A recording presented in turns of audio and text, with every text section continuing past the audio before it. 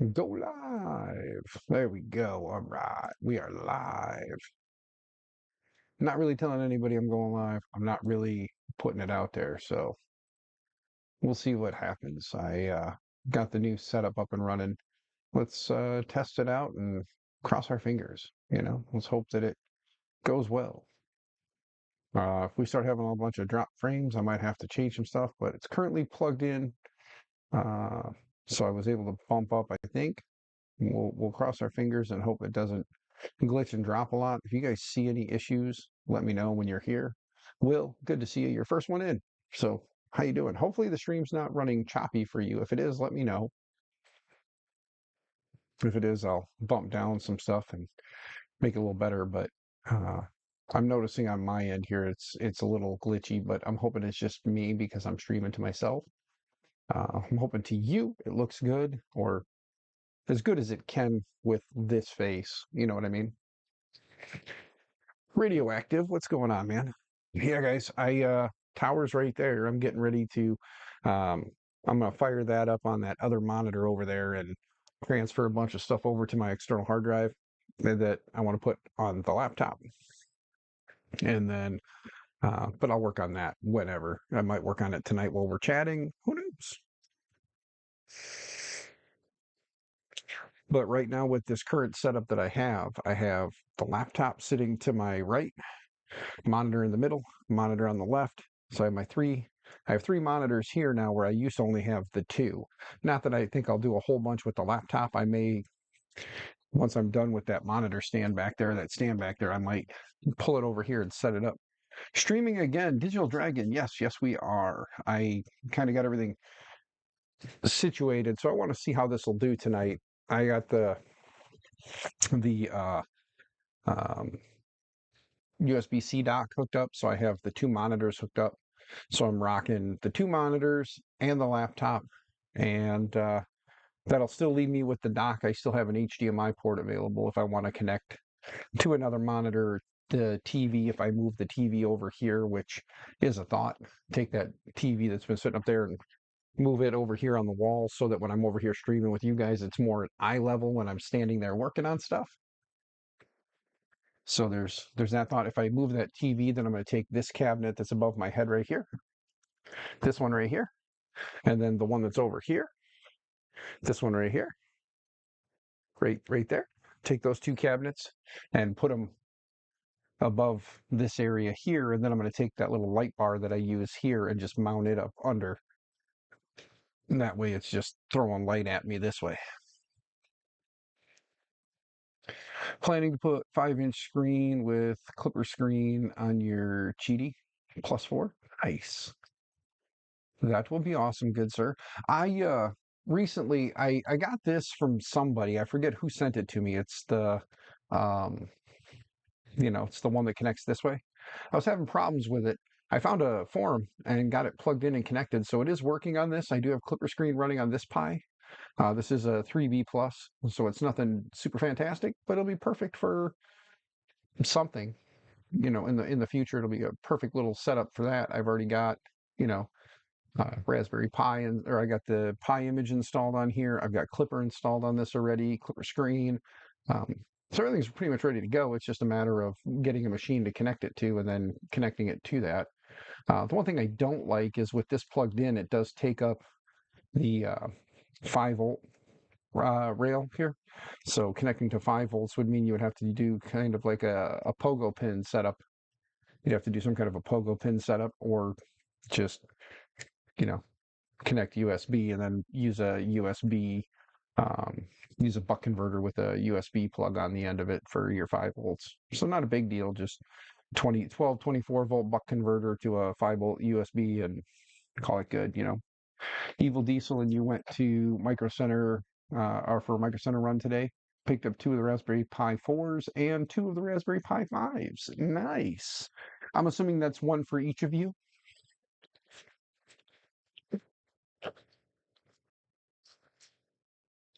How is Evil Diesel doing? I haven't seen him lately. I hope he's doing well. All yours? Ah, so Evil Diesel was just going along for the eye candy. I get it. Yeah, two types, like the eye candy in the store to kind of like fill his head, and then two to be your eye candy as he walked around with you. I got it. But yeah, so the next steps will be to get that thing cleaned out, get it ready to go, and then get it up on the marketplace. Unless somebody is interested in looking, then hit me up and we'll see what we can make happen. You only get poor people stuff, orange pies, libres, lol. Yeah, Will, I understand. I've got more. Well, actually, I can't say that because now with the donations of others and things, I've got several raspberry pies in several different variations, but I have no fours. I have no Raspberry Pi fours. I have either 3B, 3B plus, or fives. And the fives aren't mine per se. They're mine to use until a project comes along and then they'll use them. Yeah. Who's picking up parts to upgrade his computer, motherboard, processor, RAM, etc. Okay. Yeah. I you have some Pi 0, 0, 2, and 3. Uh but not good stuff. Not the good stuff. I understand. I understand. Like I said, this is a 3B plus, so it's got the Wi-Fi's built into it, and since I put the screen on it, which it was someone sent this to me. I can't remember who it were. Not sent it to me, but it was in a care pack that came my way. It wasn't by itself. I think it was the trade that I made for the Pandora's box. I think it was in with all that stuff, or it might have been Sergio, HVAC A to Z Sergio. It might have been him, one of them two, I believe. But I did get it working. I found a little like copy and paste this, and then it started working. So that's good. So it's working. Uh, I believe I got Mainsail OS was with the image that I installed on this. So this has Mainsail, which is fine. I like Mainsail, and I also have the install and upgrade helper on here. So if I want to put anything else on, I can. But I usually use Mainsail. It's just my my the one I choose. My Clipper variant, my Clipper web interface of choice. There we go. It's all good stuff, just different stuff. Yes, yes, yes, yes. Yeah, I like I said, this thing though has the AMD 57G, 16 gigs of RAM, has a 1 terabyte hard drive, built-in Wi-Fi, NIC, 10100 gigabit NIC. It's got a gigabit NIC in it. Lots of USB, lots of uh, lots of USB ports in the 3.2, 3.1, 3.2. Um, variation. A couple USB-C ports on it as well, or a USB-C or two. There's one, at least one USB-C, but I think there might be two USB-Cs on it. And it's got the RTX 3060 Ti 8 gig in it. So it ran the streams for quite some time. I mean, I'm starting to see some dipping in the streams or in the stream right now. I got 160 drop frames. So it has been dropping some frames. Let's see how warm this thing is right now. I did tell it to do hardware acceleration because the laptop has a 4060 in it. So a little bit newer. Oh, my daughter's calling. Give me 1 second, gang. I gotta see what she needs. I'm gonna mute it because I don't know what she's gonna say. Oh, it didn't mute, but that's okay. Yes, dear.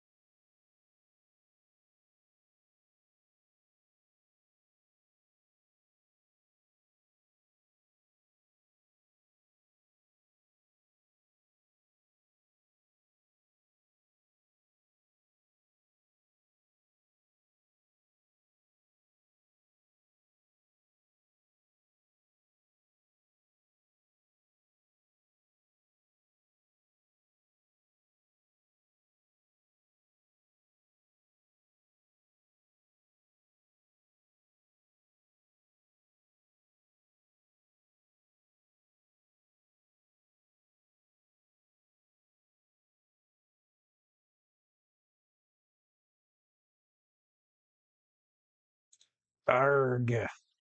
My wife is in the house with the kids, but tells the kids to call me to ask me questions. It's like, don't ask me. I said I was setting up my stuff and streaming. I don't care what you guys are doing in the house. I'm out here setting this stuff up. Now I'm getting way more dropped frames, so now I'm a bit more concerned. So let me adjust my kilobits on my stream here. Let's kick that down from 10,000. Output 10,000. Let's dump this back down to the 6,000 it was last night. 6,000. Click apply for my video bitrate. I don't know how much that's going to piss everything off, but go back to live, click here, click this, and there we go. All right.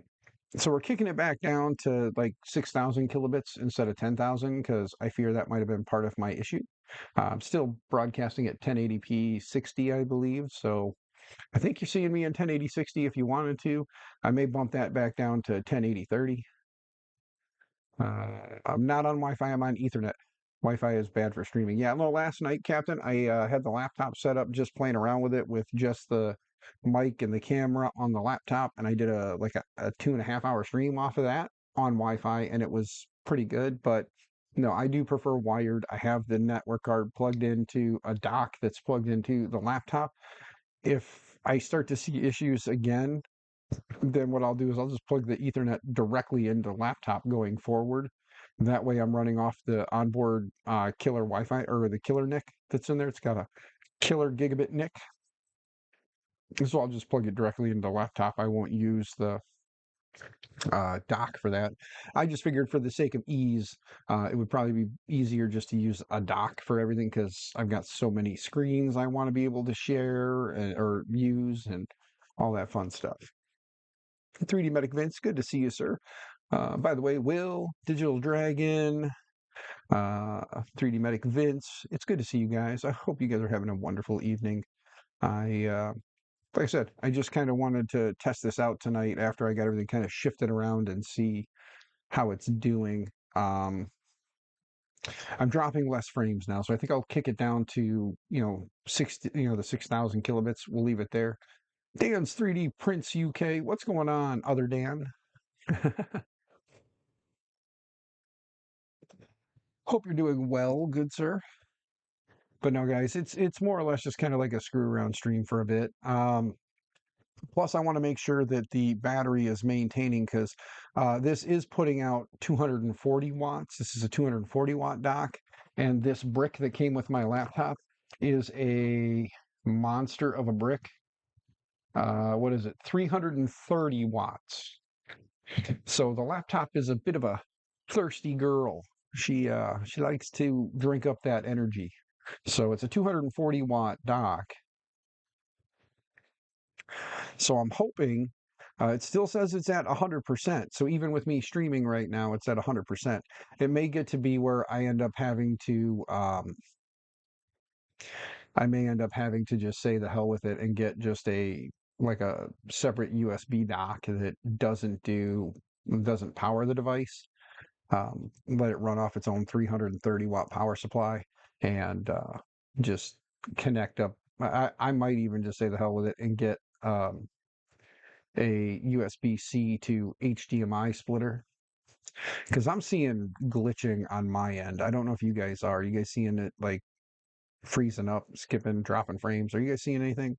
I haven't seen it drop on OBS. OBS is still saying it's good. Now it's actually the percentage is going down, which is good because the longer I stream, the less frames I drop, the more it'll go down. So not really.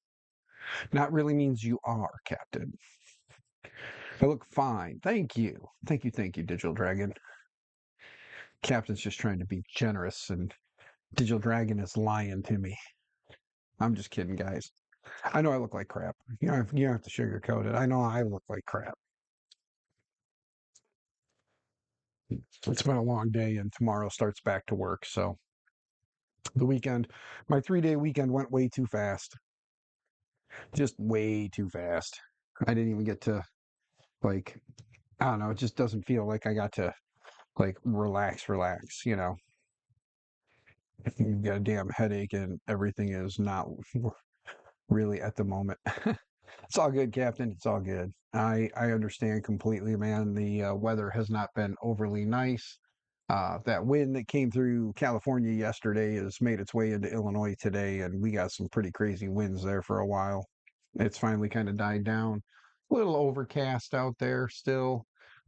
We had some dribbles earlier, but hasn't just been kind of overcast and nasty. I've actually got the garage door open and staring right out into the driveway at our poor Trailblazer. It needs a cam position sensor, and I need to get the cable to splice in the new plug because the old plug kind of disintegrated.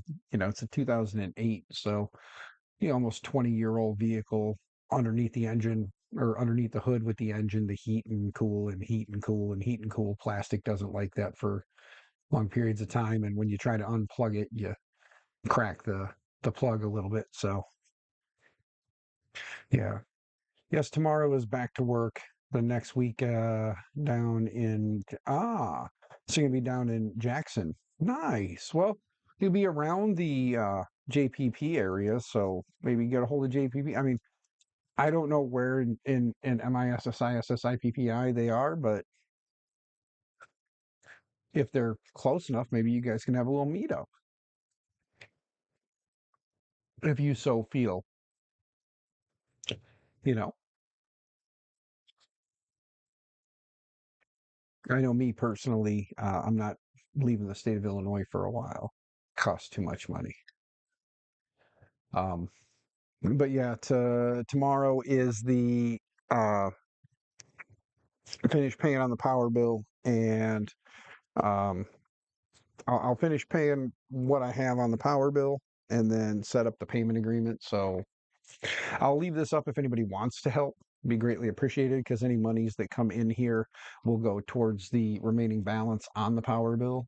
So if anybody wants to, it'll go towards that because anything that came in yesterday or today or whatever won't be going or getting processed through until after the first. So yeah, why not? I can't afford it, Will. I won't be leaving the state of Illinois for a while. I can't afford it. So yeah, I'm just gonna hang out here, which is fine. Like I said, I'm gonna sneak away in June to uh, Midwest Rep Rap Fest for a day. So maybe going to Midwest Rep Rap Fest. I'll see you there. I'm I'm thinking that it was going to be Sunday. It sounds like Sunday is going to be the day I'm going to go. So if you're going to be at Midwest, there's a good chance Sunday I'll be wandering the event. I might even get there before most of the makers do because I have this bad habit of always being there early. So depending on what time I get up, if I can get up on time and hit the road on time, I should be at the festival sometime around um, probably 8 o'clock when the doors open. Another thing too that sucks about going on Sunday is the Rise and Roll Bakery will be closed, so I will not be able to get some of the delicious Amish crack donuts. I do hope that others will have some available at the event, so I can at least snitch one. I was hoping to get several dozen, but again, lack of funds means we're going with enough money to put gas in the tank and food in the belly. So I figure my trip to um, Goshen should hopefully. I hope I can get to and from Goshen for about $200 because that's what I'm budgeting for my trip. Like I said, I'm not planning on going. I'm not planning on going and staying. So there's not going to be a weekend trip because again, we have my son and my and his girlfriend. We have their baby shower. So June 20th through the 22nd, correct. But I will be there on the 22nd for the day. I already told the missus I'm going to drive 3 hours to hang out for 8 to 10 hours, and then drive 3 hours back home. So at least it'll be, 6 hours worth of driving with 8 to 10 hours of hanging out with everybody. Get home that evening, pass out, get up, go to work. Um, And since it's summertime, uh, I may be able to not have to go to work on Monday. So, depending on how things go, I may have a vacation day, personal day, or a sick day or something I can burn up just so that I can maybe recoup on Monday, since that weekend's going to be kind of a busy one. I mean, the only other thought would be is after the baby shower and everything, depending on what time that was, is maybe drive the 3 hours out that evening if someone had a spare bed I could crash on. But I don't think the missus will approve of that. I think she gave me just one full day, so yeah. So we're just gonna drive out Sunday morning, get up early, drive out Sunday morning.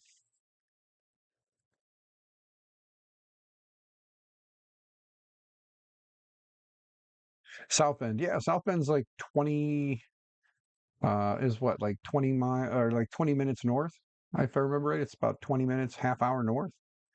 Yeah, but South Bend is, South Bend Airport is where if you can fly into it without having a 2 to 3 hour layover in Midway or whatever, 30 miles. Yeah, 30 miles. That's not terrible. But yeah, I always tell people if you can manage to get yourself a direct flight into South Bend and then get something from there down, it's a whole lot closer than going over to Chicago. But the problem is usually by the time the layover or your layover gets and then you get up in the air, you're up in the air for 20 minutes and you're back on the ground in South Bend, and you end up waiting 2 to 3 hours anyway. So you just drive out of Chicago 3 hours and get there, you know, about the same time. There are no direct flights from Calgary to anywhere. Nope, nope, there are not. Sorry, Will.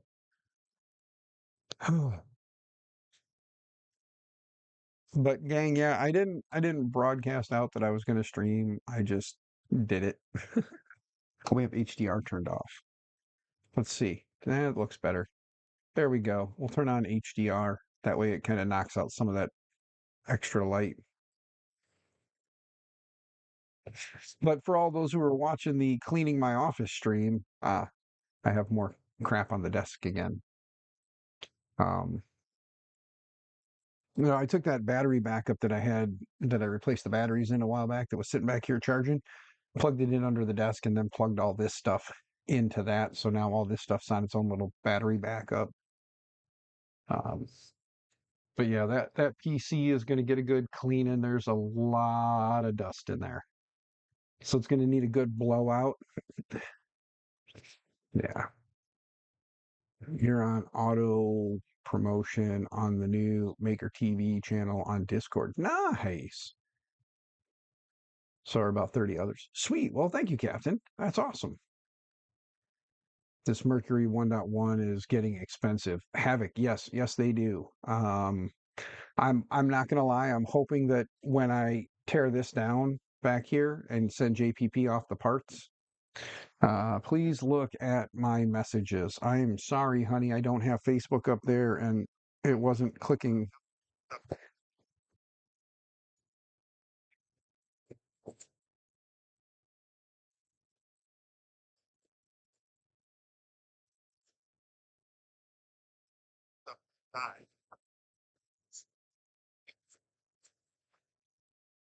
Oh, honey, why do you do that? Why? Why? Just why? Why do you okay that craziness? Oh,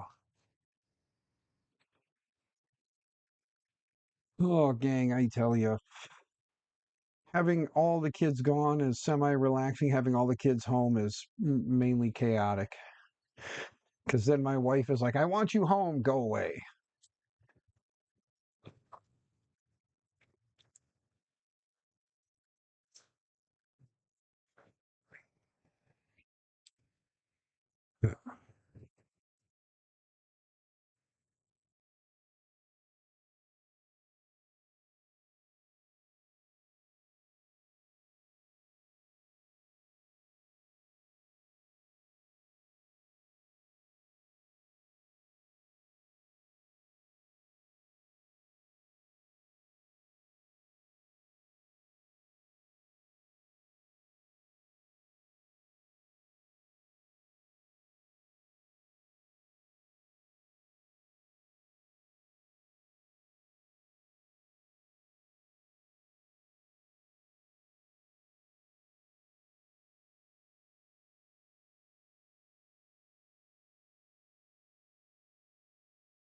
Do I go with the cartographer or the BTT Eddy? Well, I have a cartographer on this guy. Sorry, Havoc. Sorry, guys. I didn't mean to like space out. I just had to respond to Mama. You guys know, Mama first. So, but I had to respond.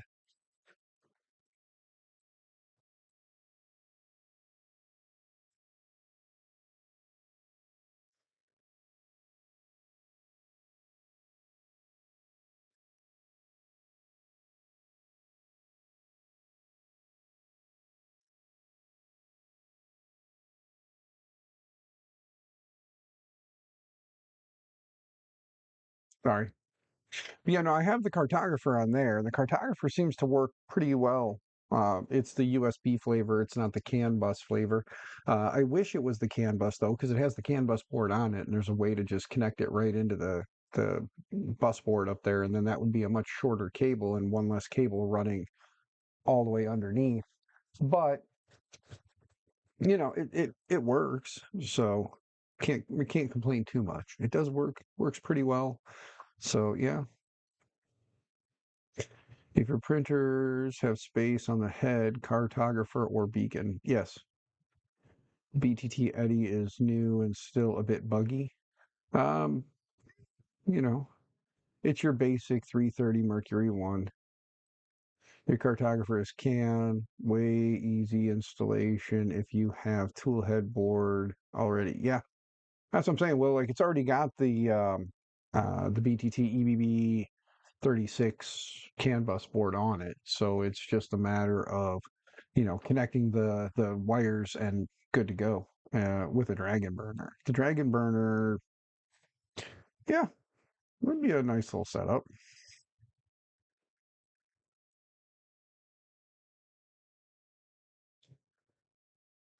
Do you have a Nighthawk tool board? Sweet. Yeah, the Nighthawk is what's running on this guy. This guy's got a Nighthawk tool, the Nighthawk on it. So um, I'm not sure how setting up a Nighthawk or setting up the um, cartographer or any of that would be on the Nighthawk. I mean, I know it's basically like a USB version of the CAN board, but I don't know how it would go. Never done it. However, if there's ever, if I ever get my hands on another one, another cartographer, beacon, or whatever, I'll figure out how to make it work. We'll stream it, and you guys can watch me pull out what's left of my hair. Yeah, yeah. As long as you have a bed that the cartographer or the beacon will work on, go for either one of them. Because the one thing you got to remember is like the beds that have the little magnets embedded in them, like that one, for instance. Okay, I pointed. Quit zooming. Quit zooming. I pointed. I went like that. So why you would assume, oh, because I went like that and it saw that, right? No. Okay. But yeah, gang, I'm not really, you know, thinking too much or feeling too much tonight. I'm kind of in a space. I wanted to, I got everything kind of shimmied around, shifted around. So I just kind of wanted to play around a little bit and just see how things would go. Now that I've kicked that down to like 6,000 kilobits on the bit rate, video bit rate, it seems to be working better. Um, I haven't had any more dropped frames. It's sitting at 470 drop frames still, so that's good. Are you getting some more room in the office with printers moving out? Yes, I am Digital Dragon. I am slowly getting more room. We are going to start working on getting this one cleaned up and ready to go. Getting the one back here on the floor cleaned up and ready to go so that my trip to Murph, I will be able to send them off to their new owner and any other goodies and whatnot I can find for them along the way, I will send along with them. So make some room for new projects. Don't know if you're going to gain any space, but uh, things will change. Well, that's awesome, Digital Dragon. I don't know if you'll gain any space either, but I look forward to the change, good sir. I do apologize I can't catch as many of your streams as before. Life is just this crazy mess right now, but I'm hoping that once things start to settle down, I'll be able to hang out in chats again and spend more time with you, bud. Like I said, I know I have one new printer coming for me, um, is the Centauri Carbon. So I cannot wait for that to get here because I want to see what it's all about. And if it's printing as well as others are saying it is, I'm looking forward to having a machine that's properly enclosed with the proper ability to print higher temp materials like the ASAs and ABSs without too much issue. Because currently, the only enclosed printer I have is this one, and the build plate on it doesn't really like to get up to temp. So we'll have to tear into that and see what happens. Feel like you're missing so many streams these last few weeks. Yeah, it's been crazy. Waiting for Uncle Sam to give you your money back so that you can get a decent thickness 400 millimeter bed. Nice, Havoc. Nice, nice. I think those are shipping in June. According to who I was talking to, I'm hoping to have mine uh, April, May, somewhere between April and May. Mine's coming from a stateside company, not from Elegoo Direct. So the stateside company will be carrying them as a available printer on their website, and I believe they currently have them up for pre-sale on there. Let me sneak a peek real quick here. Let me move this over here now that I have a third monitor. Let's move this over here.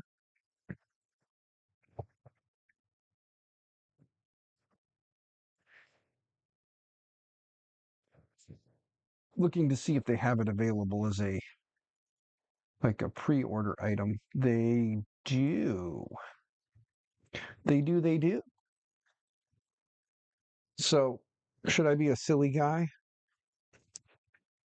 Should I drop a link? I don't get any kickbacks. I don't have any like kickback links, but should I drop a link if anybody was interested in pre-ordering one? You are going to pay a little bit more than you would if you order directly from Elegoo. Can't guarantee you're going to get it too much quicker because let's see here.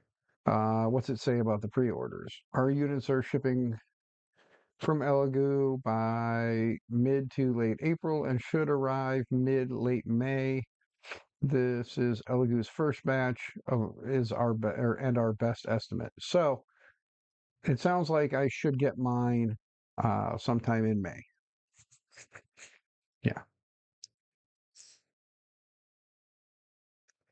JPP, what's going on, good sir? Just added you to my auto promotions channel on the Discord, if you don't mind. Yeah, that's awesome. Yeah, we all love it when people promote us to their channels. It's always good when more people show up. You know, I'm slowly working on getting that number up. I think if I remember right, where are we at today? Let's go check our sub count. I think I'm at 1402 still. So if anybody is just kind of lurking in the channel and you want to help me out, drop me a sub. Subs are greatly appreciated, not required. I'll continue to stream, but yeah, 1402 still. So we're gonna get there one day.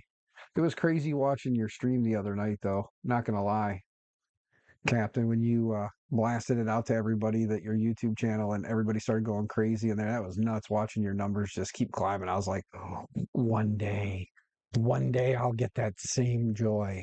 I'll just wait patiently for it. You pre-ordered through Elegoo, and it's annoying me that they are shipping to resellers before pre-orders.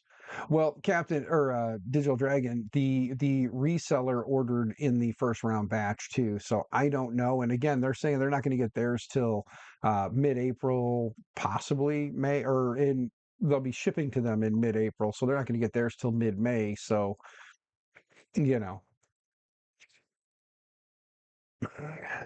so they did a pre-order sale for a bunch as well.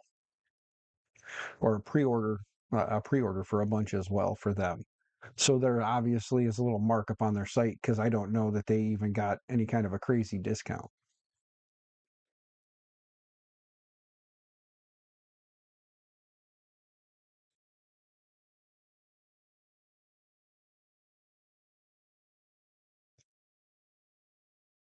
Is the Bugaboo a fun build? I was watching the stream. Ah, you should have been in chat today. Oh, sorry, Captain.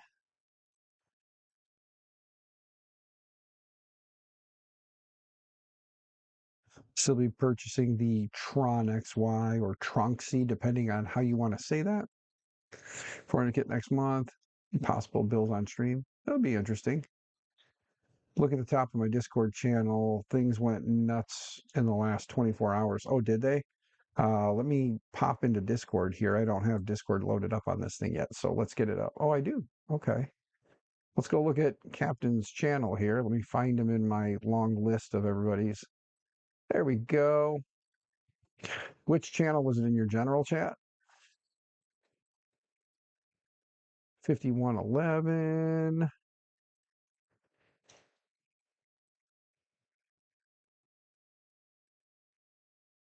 I had a bad experience with trying to see customer service with a bent extrusion. Yeah, the Tronxy printers or the Tron XY, however you want to say it. Yeah, it's a little crazy. At the top left side under members. Oh, top left side. I'm looking, man. I'm looking. Give me a moment.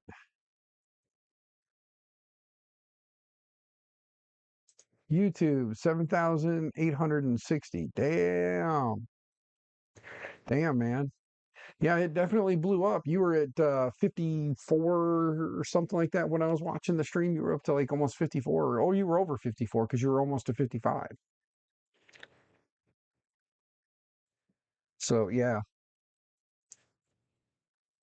yeah, that's craziness, man. But congrats. I mean, that's awesome. You got all those guys popping in and giving you subs. So pretty freaking sweet. One day, one day we'll get there. You know what I mean? One day.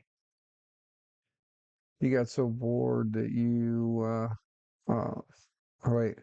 I get so bored I will need another project when I am done with this M1 or yeah, the Mercury 1.1. Nice. K2 Kevin, what's going on, good sir? Nice to see you. Always miss you on here. Yeah. Hope you're doing well. Looking forward to seeing you at one of the roofs. Yeah, it'll be Midwest. I'm not gonna be able to make it out to Rocky Mountain. Um, I kind of noticed some things, so I can't afford it, and I just don't know that it's in the cards for me to be there. So um, yeah, so Rocky Mountain is a no go this year, but Midwest, yes, Midwest is my favorite as well. It's the kind of the OG. It's just the hang out with your buddies and just have fun, kind of laid back environment. Just it's nothing against Rocky Mountain. I enjoyed being there. It was fun. It's nice to see everybody, but it is definitely more of a, you know, I guess I can say just like an organized event. It's definitely very like boom, boom, boom, and that's cool. It works, and there's gonna be a lot of people there, so I hope everybody that goes has fun. Um, I will miss everybody, so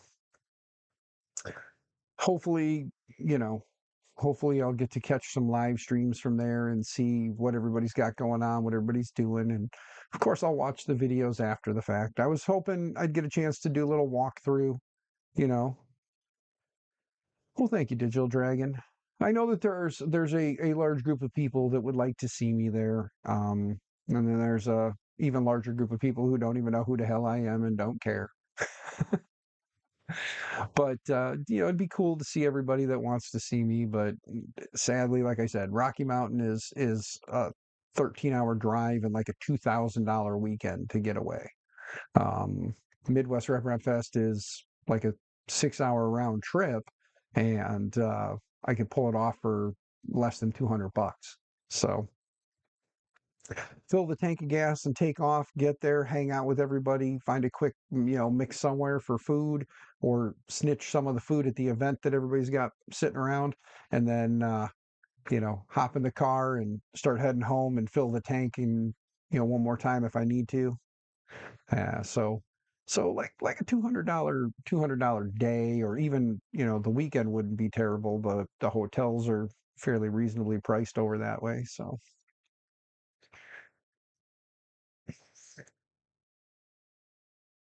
yep, yep, yep.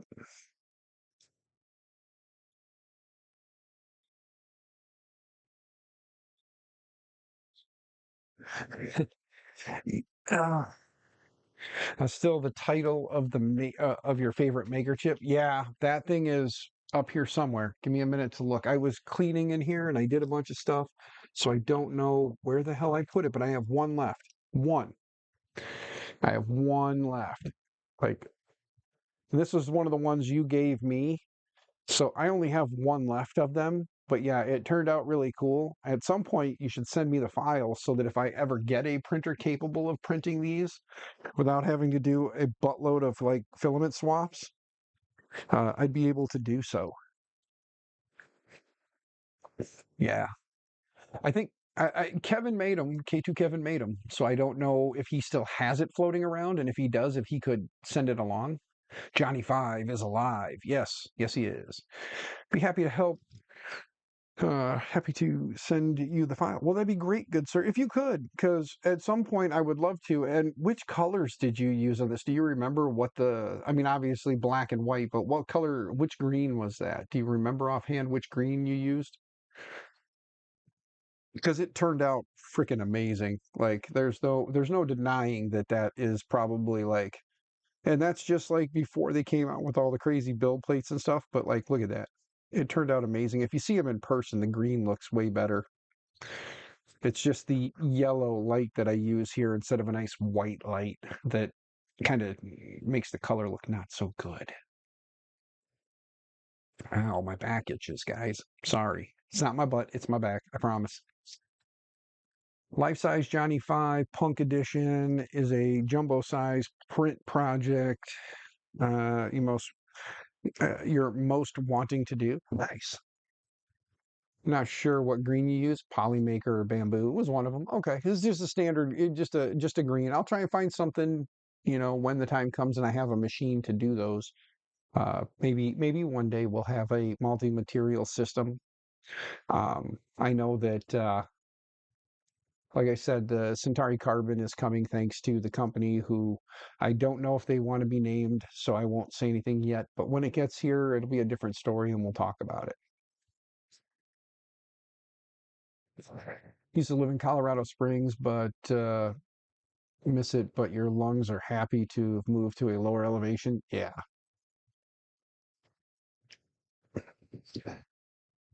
Sidecar case again, Dan. Will do, JPP. I got to find it. So give me some time, but I'll find it and get it sent your way. Using the Bamboo Labs ABS GF Green for your Mercury 1.1. So good looking. Yeah. I did take it out and put it in the dryer. I got that ambrosia. Bear with me here, guys, while I get it. The camera kind of follows me when I remind it to. But this is the titanium anno, which looks a lot like the burnt titanium, but this is an ASA. If any of you guys have had experience printing structural parts with this stuff, I was told that, it should work. Some people have done it, and then now I'm being told that it probably wouldn't be a good idea. I was thinking about reprinting the Rook 2020 parts for the Mark II and then doing the LDO kit with the Mark II. Like doing it as a Mark II. Print it hot and slow. Okay. Nice output. Color theory and patterns there. Yes, yes. I'm in my like bum houseware Sunday don't care, you know. So yeah, it's camo hoodie and then the plaid pajama pants. Because every year for Christmas my in-laws do the everybody gets new pajamas thing. So those were my PJ pants.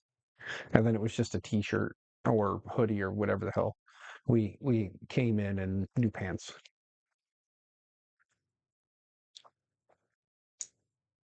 Mm.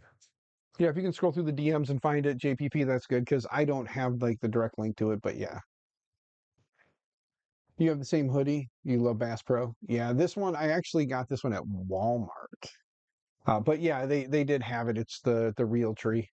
I believe Bass Pro had it too, but I got it at Walmart. It was actually on a clearance sale. It was like a $20 hoodie. I bought it like 4 years ago. It was like 4 years ago I bought it. You can go back through some of these old streams and see, I don't know how many winters now I wore this thing, but it's comfy. I mean, granted, today I probably didn't need it. I probably could have got away with a t-shirt, but now that the sun is starting to set a little bit, it's getting a little cooler, so it's feeling a little nice. I still got the door open.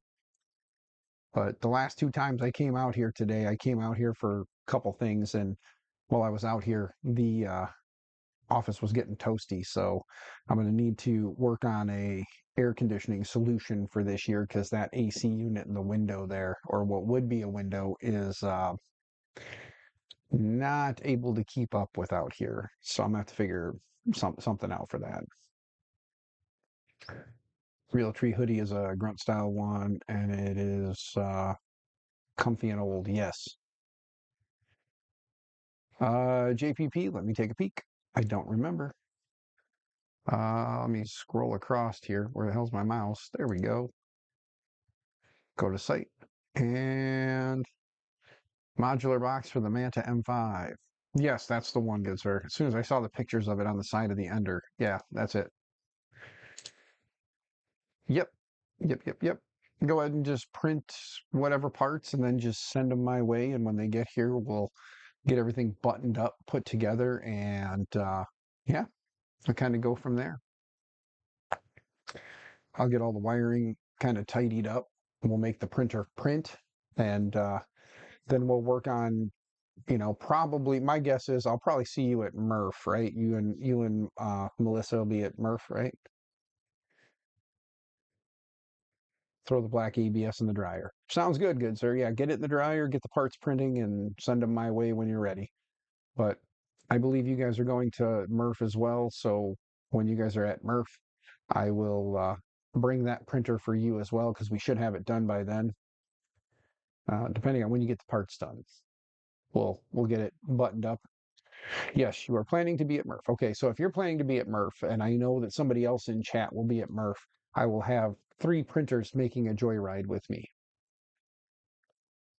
Two of them will be going to one home. The other one will go back with you guys. This way, so just make sure you have enough room in there for the Ender on your way back. So whatever you're bringing up with you, make sure you leave enough room in the car to get that back with you.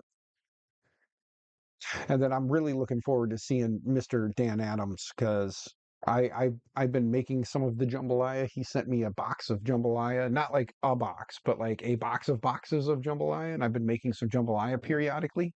It's good stuff, but I want the Dan Adams Murph special, you know. Hmm.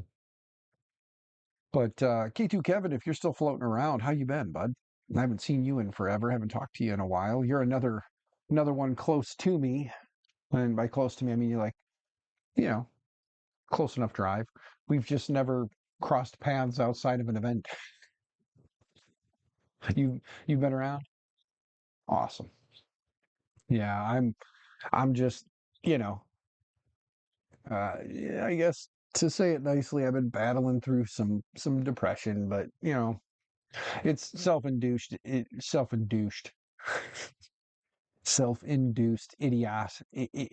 idiocy. There we go. Yeah.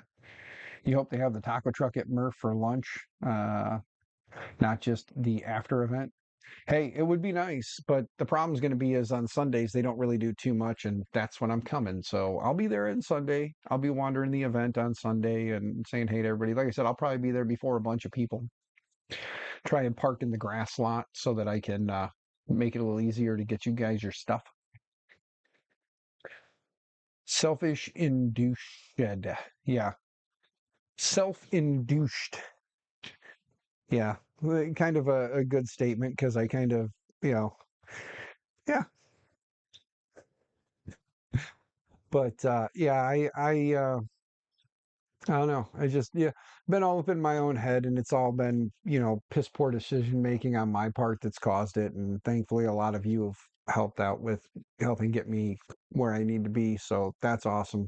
Lessons are learned, mistakes are made, and we just move forward. So that's what I'm doing. Tonight was, like I said, just a testing out the laptop to see how it's going to do. And since I bumped that down from 10K down to 6K, for my bit rate, it seems to be doing much better. You guys haven't said anything about it messing up. The audio quality apparently is fine because nobody's told me I sound quiet or loud, so that's good. and my camera quality is 1080 something. I don't know if you guys are seeing it in 30 or 60 or what it's pushing out. I told it to do either one. It says 60 FPS right now is what I'm seeing on my end. So if you guys are seeing it at 1080 60, good. If you can see it at 1080 60, you know. When things turn to crap for me, I always think of the families living on dirt floors. Could always be worse. You are correct, K2 Kevin. It could be. Um, it could be. Thankfully, tomorrow I will be able to breathe a lot easier though, because tomorrow I'm taking the last of or the last of what's come in from this so far. I'll be taking that, making the final payment on my power bill. Actually, I'll probably go do that tonight, get it done because I can do that at the little corner store. Um, go pay that tonight, and then tomorrow I can make the payment arrangement when they're open in the morning. I can do that. Which PTZ camera did you get? It's the Obsbot Tiny 2 Lite. Yeah, it's that guy. Yeah, it's like the 150 or $160 one. And it's cool because with the Stream Deck, it has a plug-in for it. So like right now, I just hit the button and lock the camera, and then I can do like this and scare the hell out of you guys, and then go back. So it does have some buttons in there to set that stuff up. FlashForge, the 85M full clipper project is going to be a good is going to be a go after the first. By the way, removing crappy control board, installing a Manta MAP, and see what chaos you can create. Well, Captain, I hope that works out. I don't know how the screen that comes on that thing is going to work with it. You may have to replace the screen too. The nice part is you'll be able to do something with like full blown clipper screen. So you'll have a full blown clipper screen on there instead of the little screen that comes with it. I think they actually use the little yellow, was it the cheap yellow display? I think that's what they're using on it. I could be wrong, but yes, replacing the screen. All right.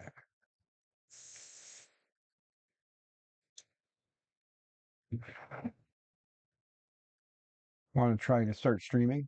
Well, Havoc, yeah, if you get into streaming, you don't have to go crazy and start with the OBSBot. If you have something else available, like a 1080p webcam, just use that for now. Um, as for microphones, just start with what you got and see how you like it. Don't and start investing money into it if it's not something you're going to, want to keep doing. You know, I mean, don't get me wrong, stuff holds value, but it's never what you paid for it. So you buy one of these brand new, you use it one or two times, you decide you don't like streaming and you want to get rid of it, and then you're only going to get like $100 out of it, and you're going to take a huge hit for like two times of use. You know what I mean? Placing the screen on your plus four today, or yeah, because Will's doing upgrades on his cheaty. So buy used then. Yeah, I mean, you can buy a used one if you can find one. If somebody's selling one of these things local to you used, even if it's not the tiny too, you know what I mean? Like if it's the tiny or whatever. I mean, they all work very similarly. They're all pretty much the same product. It's just the tiny is a smaller package. It doesn't come with some of the features that the bigger one does. But it works just fine for me and what I'm doing out here, and I'm able to get 1080p out of it. And I actually, the funny part is the camera is now like pulling in at 4K. So it's pulling in at 4K, and then I just have it outputting at 1080 because, well, you know, I can't stream out at 4K, or at least not yet. I could probably play around with it and try it, but I don't know how well the laptop is going to like trying to stream at 4K. So we'll just stay at a 4K camera view with a 1080 output. Yeah.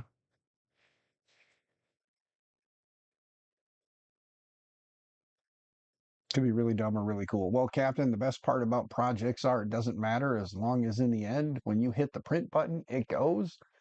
Who cares, you know? Like, just enjoy your project. Win or lose, you had fun. Probably stressed out a lot too, but had fun.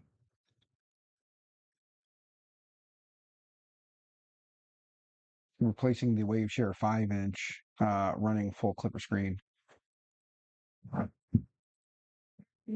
How will add the add a Pi 3 inside? Yeah. Um, and the crazy part is some of those printers have a lot of space in there, so you can squeeze or sneak stuff in. So make for a little bit of fun. You know what I mean? Like the top of the Super Racer has plenty of space up there. A lot of guys are putting different boards in them. Um, they're modifying the mount to fit a Raspberry Pi up there too, so they can put a Raspberry Pi in there, and then um, the little hole that comes out, you can usually run a USB and an HDMI cable out, so you can put like a little HDMI touch display um, on them, do all kinds of crazy stuff. So there's always opportunities for upgrades, modifications, changes. It's the cool part about 3D printing is if you think it, you can do it. See, the thing I've got to figure out is I got to figure out a way to make a mount for the Pad 5 to mount to that guy because that's what's currently running that as the Pad 5. Or I could print the larger base. There's somewhere on the interwebs I saw it. There's like a larger base that can screw into the existing screw holes, and then you screw the base plate on, and then there's um, in the in there there's brackets or mounts to hold different control board and like a Raspberry Pi and stuff like that. And if you did that, then it'd be a little bit easier to modify to mount a display to and give you a little bit more room in the front. I could actually mount it in the front, kind of turn it a little bit, 45 it or whatever angle, and put it right there on the front, and the printer would just stand a little bit taller because the base would be a little bit deep, a little bit taller. So there was thoughts of that too, as looking for the extension for it. And then if I remember right, you can also hide the power supply inside there too. Like there's room to put the power supply under the printer inside instead of having the power supply being a separate brick sitting behind it. Uh, I didn't even actually like make an L and it zoomed way in. So let's zoom it back out. I'll have to probably turn off hand gestures because as an Italian who talks a lot with his hands, it does kind of create a problem. Let's see here. Where is my gestures? Autofocus, exposure, flicker, image, console. There we go. AI tracking, AI mode, presets, gimbal, wide, narrow, blah, blah, blah. Let's go to more. Is it under more? I'm looking for where the hell. Uh, okay. Okay. Yeah. If I turn that off, that should stop doing that. The dynamic zoom, I would have to hold up both hands for that. So we'll leave that one alone. We'll turn off the regular zoom and then lock target. We'll leave that one on for now because it doesn't usually pick that up. But there we go. Now that I turned it off, let's see.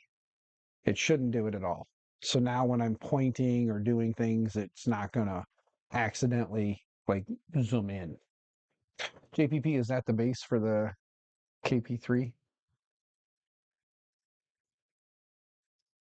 Oh, Raspberry Pi. That's the Big Tree Tech Pad 5 mount. Yeah, that's the one for the Vorons. So you would mount it to the front of a Voron. But yeah, you could take something like that and then modify it to work with um, those. And there's actually a couple of, I think I've seen some brackets that'll actually screw right onto the back of this. This is the one from Big Tree Tech. So it'll screw right onto the back of it that'll give you that angle. And it would just be a matter of, you know, figuring out how to attach it to the newly printed 3D base that would go under there to extend it a little bit. We're gonna need a Dan's nose hair emote if that keeps going or keeps up. Yeah. Tie your hands, you couldn't talk. Exactly. Exactly, old curmudgeon. I wouldn't know what to do.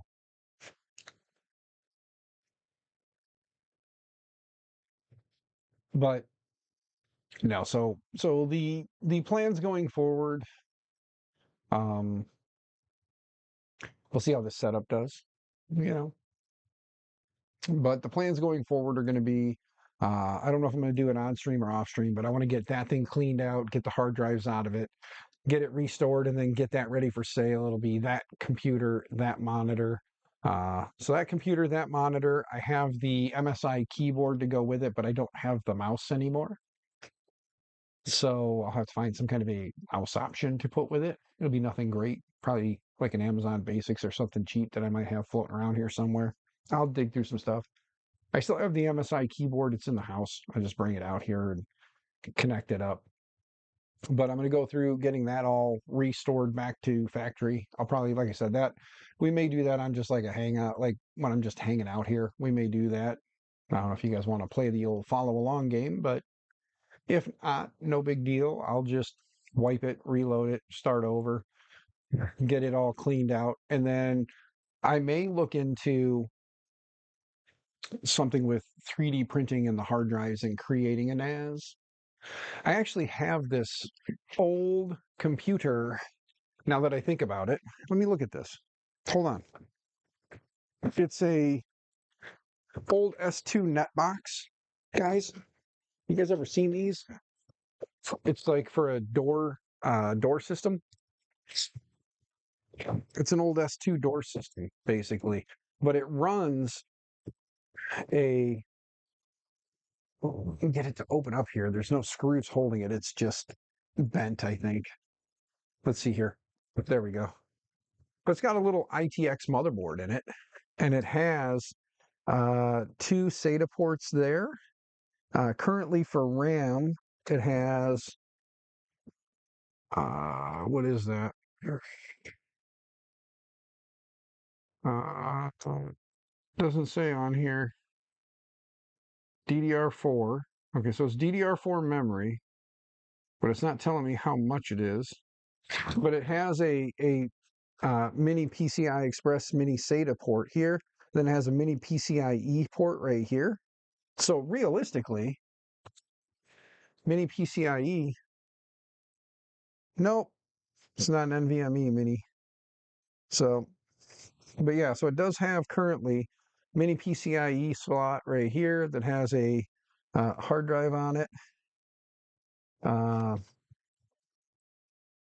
it is dated 4.9.09, so I don't know if it's actually the date on it or if that's some kind of a manufacturer's thing, but I don't think this thing was from 2009, to be honest with you, because the box was installed or was created in 2017. So I don't think that it's from '09,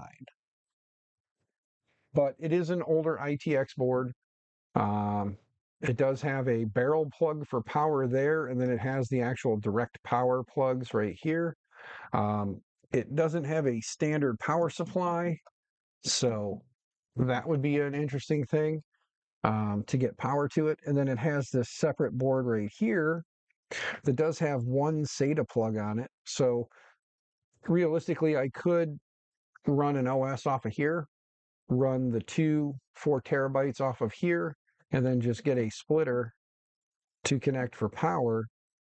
Oh, actually, there's one right here and one right here. So there's two. So there's two power cords for the hard drives. And realistically, I could flip flop this one over here to the motherboard, take these two off and plug them into the hard drive, and then probably 3D print some kind of a like little server rack or server case for it. Big question is on what speed is the Ethernet port? Yes, I do not know. There's actually a BIOS battery taped right onto it. See, the Ethernet port's right here. The only thing I can think is boot it up, plug it into a monitor, boot it up, and see what it does. It does have one HDMI, two USB here, two USB here. They look like they're all USB 2. I mean, it's a 2017 motherboard, so. But it does have two slots for DDR4 RAM. So if I can acquire some DDR4 RAM, we could upgrade the RAM. Jack in the shop, you're thinking a 10100? I don't know. We'll have to find out. But I am thinking that because it's mini ITX, um, or it's an ITX board. I shouldn't say mini, but it's ITX. Um, yeah, play around with it and see what we can do with it. Maybe I can convert it into, again, maybe I can convert it. It does have something. This thing here is connected into the first COM port. There's COM 1, COM 2. This is connected. I don't know what this board right here does exactly. Um, but I'm guessing that one of these is probably, yeah, one is going up here to the LED for the signal. The other one is going to this switch here to tell you if the door is open or closed. Number on the board. Get the model number and could probably look it up. Yeah, you're correct. What's it say on here? Uh, I'm looking around for anything that indicates anything. Um, unless this is like some sort of a proprietary board, but I'm not seeing any manufacturer information on it. A lot to take in when you have ADHD. A lot to take in. We have PCI Express slot. Let's pull the RAM real quick and see what's under the RAM. It just says ROHS compliant. Maybe I have to look under the PCI the PCI Express slot there. Oh, we got this off. Let's take a peek. Oh, maybe 4 gig. It's maybe 4 gigs of RAM. So yeah, definitely going to want to upgrade RAM because RAM is always a good thing to upgrade. So if I can acquire some DDR4, we'll give that a good upgrade. ProLiant micro server Gen 4 is where you run your NAS. You can't complain. Low power. Yeah. Well, I was thinking about getting like one of the little micro servers. But we'll see what happens. Yeah, this goes into the power supply here, and then the only thing that comes out the power supply is this one cable here that plugs directly into the 2-pin here in the back for positive or like your power. So power comes into the back right there, and then this wire here comes out, runs around, connects into this adapter that then goes up into here, which is funny because it's a Molex connector. It's a 4-pin Molex connector, but there's a 4-pin Molex connector here. So rather than they went 4-pin, or they came around, ran into the SATA. From the SATA, it runs into a Molex connector that then powers this board. This board has an audio, has the wire that runs up and to the switch to can tell you when it's been opened or closed. This wire here runs down to another COM port, it looks like. Is that COM? Hard drive LED and all that fun stuff. So this runs down to like your hard drive LED, power switch and all that. But it looks like it's only pulling maybe the LED light. But then that runs up, plugs into here. This wire comes out here and goes into here. So this COM port comes out of here, runs down, and then into this plug on this board. So realistically, this board is kind of more or less just for running the power switch, that, and then pulling signals from this board to indicate what to change the light to. And then if this button is switched to flip the little speaker here and then throw some light out there. It wouldn't probably accept DDR. Huh. Make it a central clipper server. Always options. Yeah. Um, but let's see. Let me grab my toolkit here. Let's pull the mini PCI E off of there. Then the fun part will be figuring out which flavor of Linux to run on it to run a NAS server with.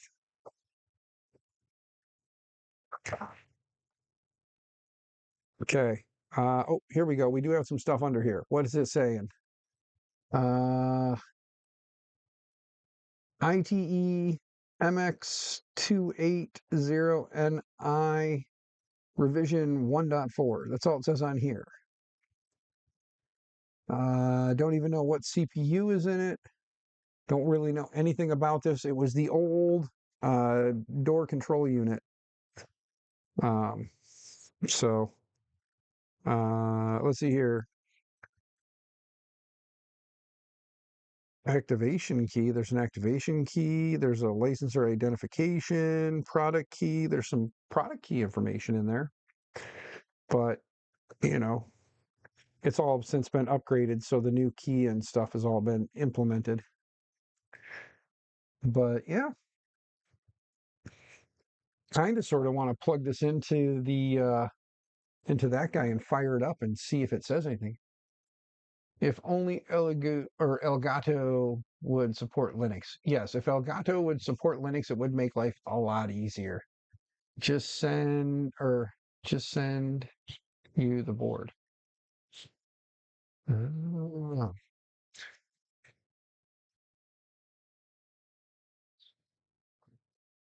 Have I seen Mandic's case? Yes, I did see the little case he's got. I think it's like $5 on printables or something. And then you can have the little 10 inch or 10U um 10U rack. I wonder if this thing will boot up if I disconnect some of this stuff. I think that's actually the actual power button. The way they've got it kind of set up here, it looks like this would be the actual like power button because it's hidden behind this. It's not, from the looks of it, it doesn't, yeah, it doesn't make contact. So this is going to be your power button if you need to turn it on or off. I kind of want to plug this thing in now and hook the monitor up to it and see what it does. Yeah. Anybody else curious? Ah, you know what? Haha. Guess what? We have available at our disposal the capture card. So I could, in theory and in practice, we can hook this up and I can output it to the stream so you guys can kind of see what it's doing. Let me untangle this HDMI cable that's back here, though. It kind of got itself all tangled up and everything. It's running Windows XP. No, it's running Linux, actually. I do know that much. I remember it's running a version of Linux. I just don't know which version. Or I think it's running a version of Linux. I could be wrong, and it could be a proprietary OS altogether. Oh, I knocked you guys down. Oh, look, it's wanting to go back to where it was.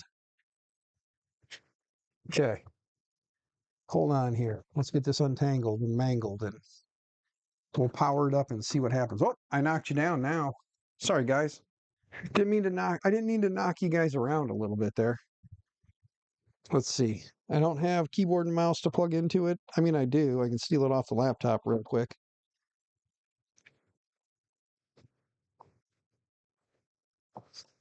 HDMI plugged in. Power cord. Let's unplug that guy real quick.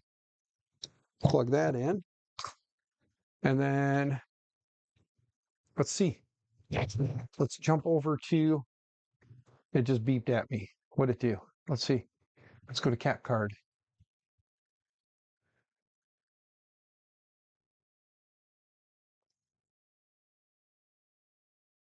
Okay. Where are we at? What are we doing? Red light.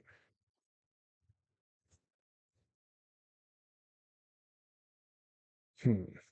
Oh, you know what though? Did I plug this back in? Shit. I don't remember if I plugged this in, guys. It's not going to work if I didn't plug it in, right? Let me see. Oh, I didn't plug it in. Oops. Hold on. The capture card's not working because I didn't plug it in. So the capture card's angry. Let's steal the USB on the laptop for the moment. We'll plug it into the dock later. There we go. Give it a moment to install the drivers and whatnot. Let's see here. Let's go to properties. It does see it now. So let's click on that Elegoo link. Yeah, we don't want to use Link. Wirelessly capture your iPhone, iPad. Oh, look at that. I can use that. Wow. Let's see. Uh-oh, it's not seeing it. Okay. Well, let's see if it sees it yet. Yeah, it says it's there. Okay. Well, maybe we can't do capture. However, I'm not getting an output to the TV either, though. Let's hold this power button in and see what happens when we hold the power button for an extended period of time.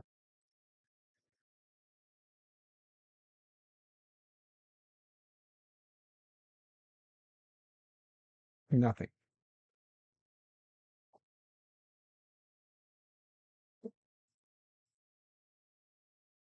Nothing. Properties. Deactivate. Reactivate. Huh. Big gust of wind coming through. Let's just go back to Maine for now. All right, let me see here. Let me get caught up. It's okay, JP. Figured it might be this laptop before I do a refresh thing. Okay. Is the stream lagging for anyone else or is it just me? Ah, it's an Atom N2800 core up to 4 gigs of DDR3. Okay, let's see here. Switch to mobile while I'm restarting the laptop. Okay, back on the laptop. All right, JPP, you're back on laptop. Good. I'm going to power this thing off, power it back on, and see what happens. Powered off, powered on, and let's see if the TV up there picks up anything. Still goes beep, beep. So maybe it'll be useful, maybe it won't, maybe it's dead. I don't know. Wait, there's something on the screen. CMOS time and date not set. Press F2 or delete to run setup. Press F1 to continue. So let's see now. Let's see if I come back here to capture card and let's go into properties. Boom. Yeah, it's probably not going to let me do it right now. It's being stubborn. Deactivate, reactivate. Hit OK. Yeah, it's not coming up. Sorry, guys. I'll have to reboot since I just plugged it in. I'm betting you that's probably my problem. So I probably have to reboot and go that route. But if I steal my keyboard real quick here, let's plug this into the USB port. There we go. And then let's hit F1 to continue and see what happens. All right. It is continuing. Let's see what comes up here. You guys can't. I'm sorry. Yeah, it's loading Linux. What version of Linux? I can't tell you just yet. Let's see when it comes up with something. I wish the screen was working. Now it just went back to no signal. I think part of the problem with this being red at the moment is because it's not connecting to um, the other part of it. It was a two-part system. There was this part, and then there was like the relays and all the controls that were on their own separate box. So, you know, stopping user space boot splash. Okay. So, um, yeah, it's booting up. Where it's going to go from here, I don't know. And I wish I could show you guys because if this had worked, like I said, I've got two SATA ports here and two 2 terabyte hard drives or two 4 terabyte hard drives that I can connect, reflash an OS to this guy that would work.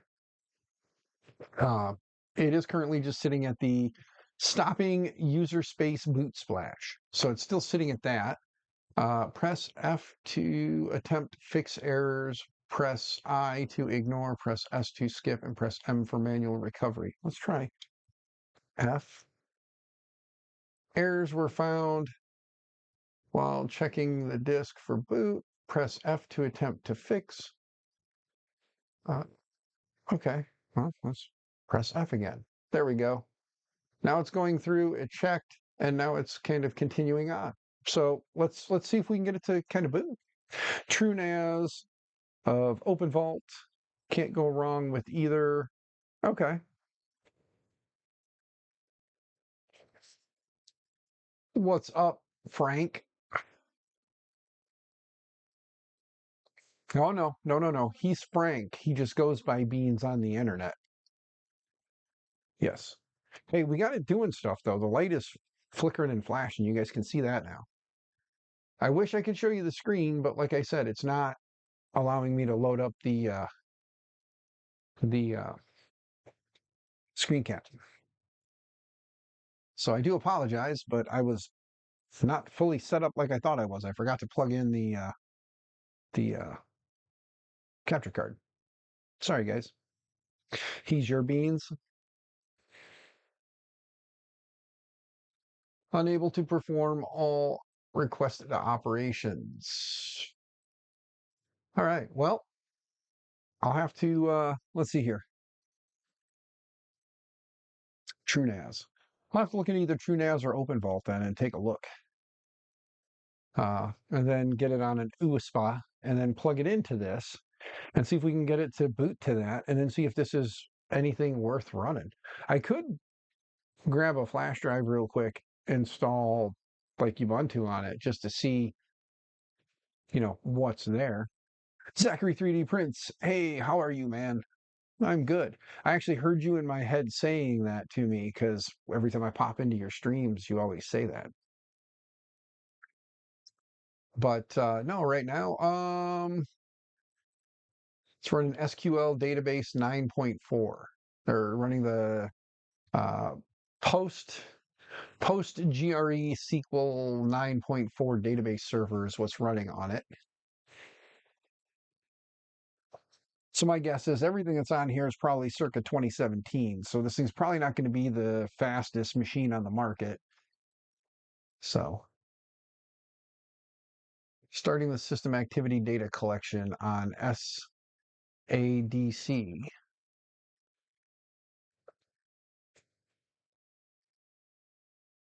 Cool, we're connected.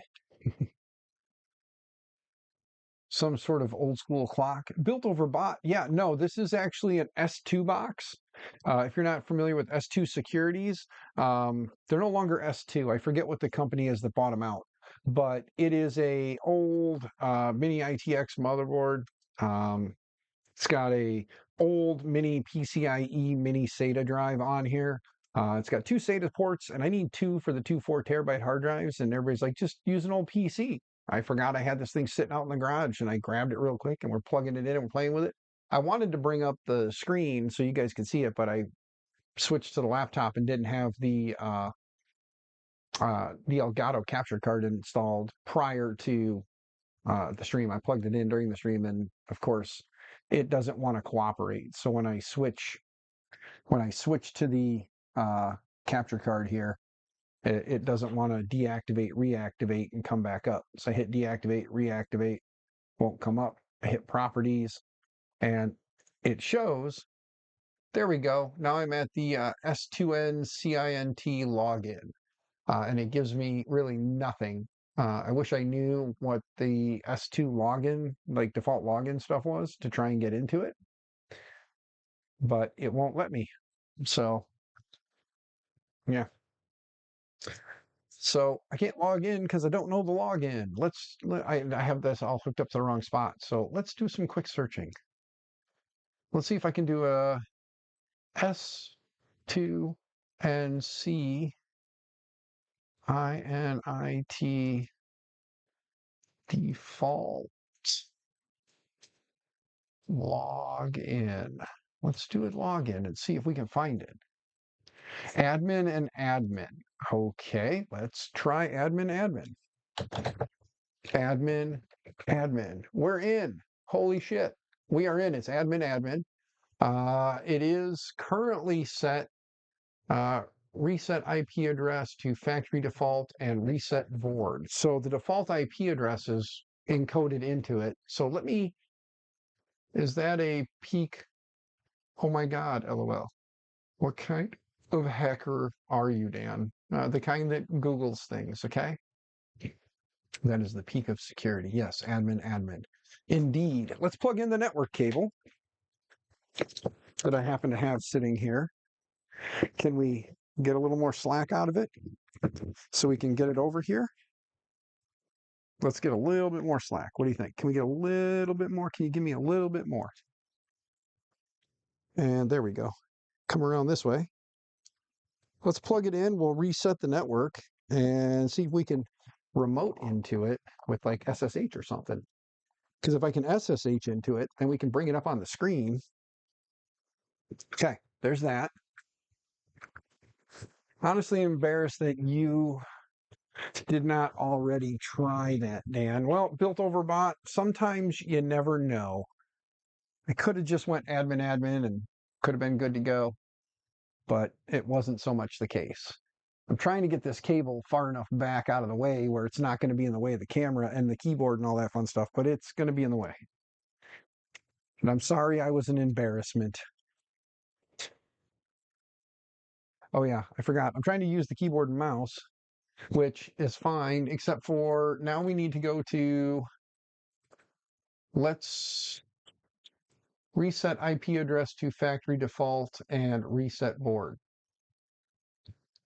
Reset network configuration. Yes. Enter. All right.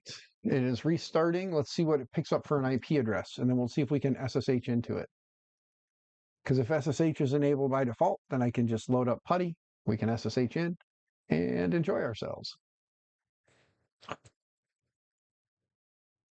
And then we can see what we can find in here. I'm not really much of a hacker, guys, so this is something kind of outside of my wheelhouse. I don't really do too much Linux hacking. Ow, that was loud. Did you hear that? Was it loud and annoying in your ear like it was mine? Because the little beeper's right there.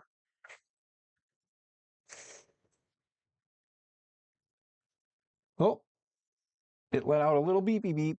Let's see if we're going to get somewhere this time. I'm waiting for the screen to show me anything. There we go. It is rebooting. Oh, you know what? We can set the time in it now too, so it'll shut up about the time. Yeah.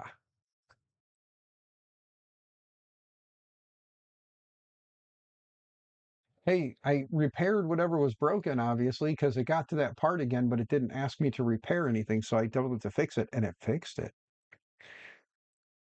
You just use 1, 2, 3, 4, much easier to remember. Yeah. My favorite password is password. If I really want to mess with people, password 1. Yeah.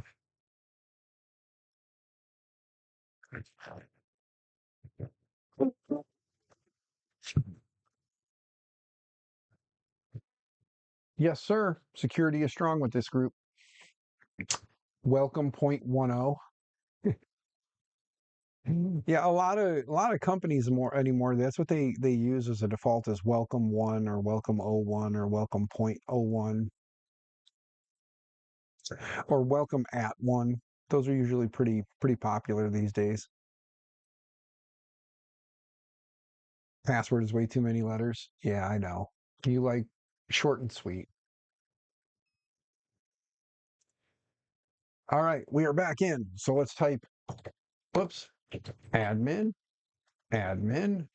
And there we go. Now we have an IP address. Let's see if we can get to it with PuTTY. Let's load PuTTY. And let's type in the IP here real quick.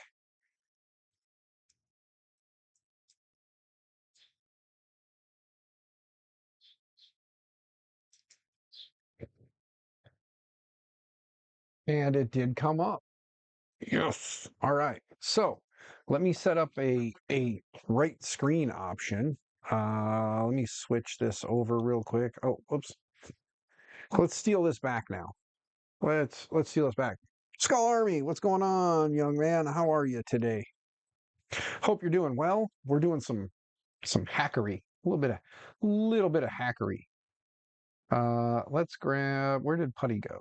Where did PuTTY go? Did PuTTY close out on me? It did. Okay. Let's move this over here. Let's move this one over here with all these. We'll put this here. And then let's go back to here and let's go to right screen. Let's add in a screen, display capture. We're going to call this one middle screen. Click OK. And then let's display to pick up, which one is it? It's going to be this one. There we go.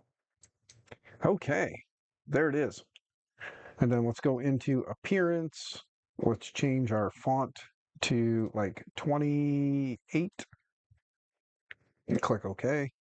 And then let's go back to sessions and let's log into the IP.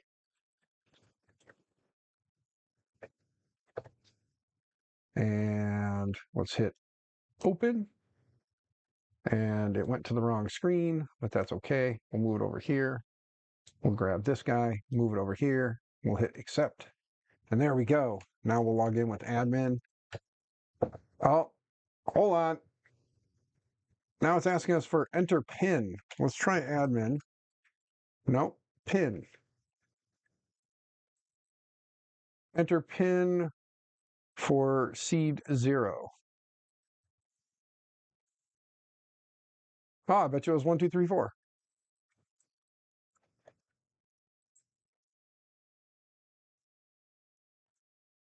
Nope. All right. So they are using a PIN for the SSH. So there's that. We can get as far as SSH.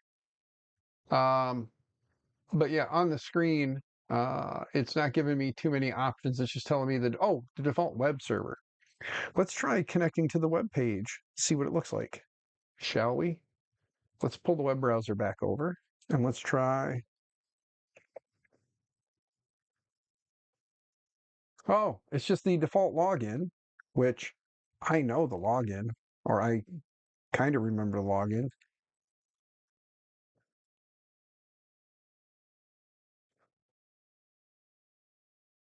And then there's going to be some stuff in here I probably shouldn't show you guys. Yeah, because it's going to show some access stuff from back when it was running. So far, yeah, there's some names in there. We probably shouldn't leave that up for too long, huh? However, that is cool that it is still accessible and it still works. I just wish that I could get anything else to go here. Exit and reset board. That's just, I already did the reset IP address in factory or to factory default and reset the board. I already did all that.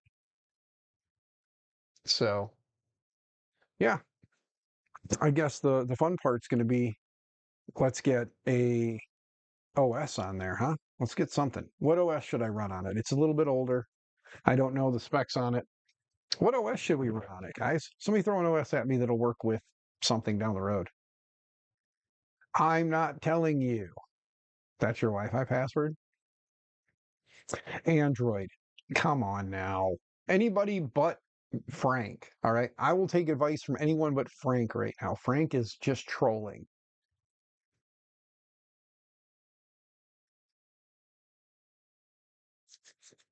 If anybody has a suggestion, Mac OS.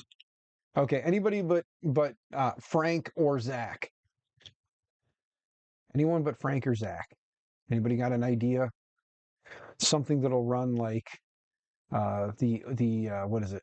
Any of the aforementioned TrueNAS or OpenVault. And which one should I run? TrueNAS or Open? Of course, Linux. Silly Zach. And a Mint. You think I should throw Mint on it first to play around? DOS. We could put DOS on it. I'm sure it'll run DOS. It is older. I don't know how well DOS will like the mini SATA, but there is that. What are we doing again? Projects in Dad's Garage. We are currently TrueNAS has their own free BSD. Cool. We'll have to check that one out. I'll just check out TrueNAS then. Currently, we're playing around with this old S2 security box, S2 net box. It's an old one that is no longer in service that I was able to get. and it has a mini ITX motherboard with two SATA slots, and it has two plugs, so I'll be able to hook up two hard drives to it. And I have two 4 terabyte hard drives I'd like to plug into it, and it has a mini SATA hard drive in it currently. So want to put an OS on it to play around with it and see if we can get the specs of it, because the OS that's currently running on it is kind of locked down and limited. So yeah, can you boot from USB forever? I probably could, but it has this guy, so might as well utilize that. Let me grab a let me grab a browser here. Let's pull this back over here. Let's type in TrueNAS. All right, TrueNAS Open Enterprise Storage downloads TrueNAS Scale, TrueNAS Scale, download TrueNAS Core, TrueNAS Core, FreeNAS. FreeNAS is known as TrueNAS Core. Okay, well, let's go to TrueNAS. Let's go back here. There we go. I guess I should put a camera on here too, huh? Like, let's move this down. And there we go. Now you guys can see me. Not that you care. Get TrueNAS. Contact of Enterprise, TrueNAS Enterprise. Download TrueNAS Community Edition. All right, let's download TrueNAS Community Edition. Oh, look, they want me to connect. No, thanks. And let's go ahead and download the stable version. Yeah, let's get stable. Oh, that's who bought S2. Okay. You think I would know? UTC climate controls and security. Yeah, they could have. I don't remember the name on the box though. When it was replaced with the new one under the new company, and it doesn't say that on it. I forget what it says, but it's not that. That would be familiar. Install WeOS. You want me to install WeOS on it?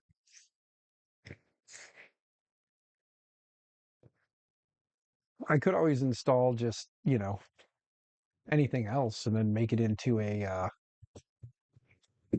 I can make it into a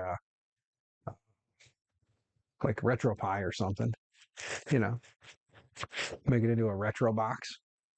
Commodore 64. Yes.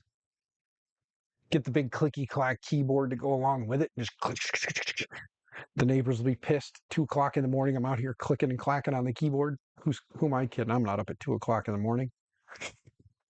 Let's grab a hard drive or a USB thumb drive here so that we'll be able to write this image to a thumb drive.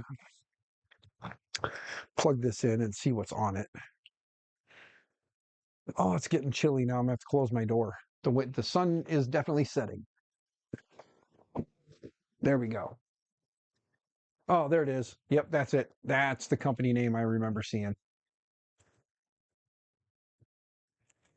Yes, that is the company name that I recall seeing, good sir. All right, the TrueNAS ISO file. Let's go ahead and let's see if I have Belina on here. I do not. All right, we got to go download Belina. No, I want Belina. You had Belina Etcher right there. There we go. Let's install Belina Etcher. Everybody's favorite program for that, right? Download.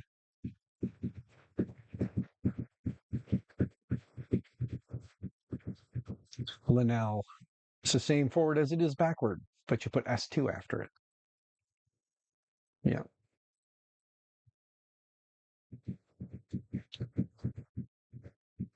Hang in there, guys. We're getting there. All right. Let's open it. Come on.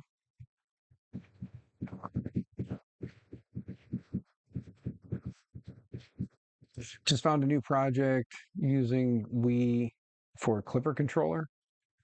That would be interesting. Yeah. All right. Let's move this over here now. Let's minimize this. Let's bring this up, and then let's come back to this screen. All right.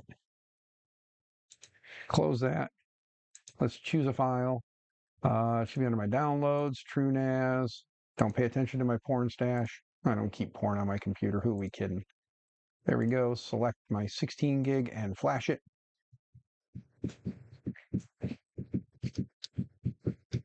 Hopefully this thing will boot from USB.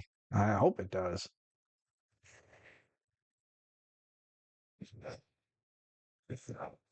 I really wish that I would have been smart and plugged in the damn capture card prior to starting the stream so that this way we could have kind of followed along and had some fun. You have a couple of rooted Wii's already. Nice.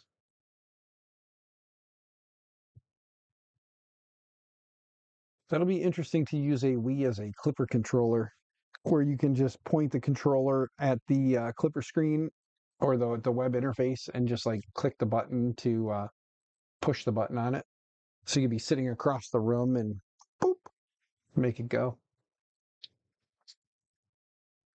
Oh, it's going to take a while. 3 minutes, 4 minutes, 3 minutes, 4 minutes, 2 minutes, 3 minutes. It's jumping around a bit. We'll come back here. You guys don't want to watch that, right? Probably do, because then you don't see this face all like in your face. But yeah, so if this little thing will work, that'll be pretty cool. If I can find a 3D printable mini ITX case for it that I can input two hard drives in, and then, when time comes and I have the right machine, we can 3D print ASA case so that the heat won't be an issue. It'd be cool if I could print it to fit, like print like a rack mount case, or realistically just find an old 1U rack mountable case with a power supply, and then I won't have to use this power supply. And this board only has it has where the SATA power comes right off the board here. So really I could flip this one around and put this side on the board, and then these two can go into the hard drives to power the hard drives, and it pulls its power from this guy. But it does have, like I said, a barrel plug here for power as well. Worst case, you just get another power supply, pull in what you need here for the power for the board, and then run from the power supply directly to the hard drives for power.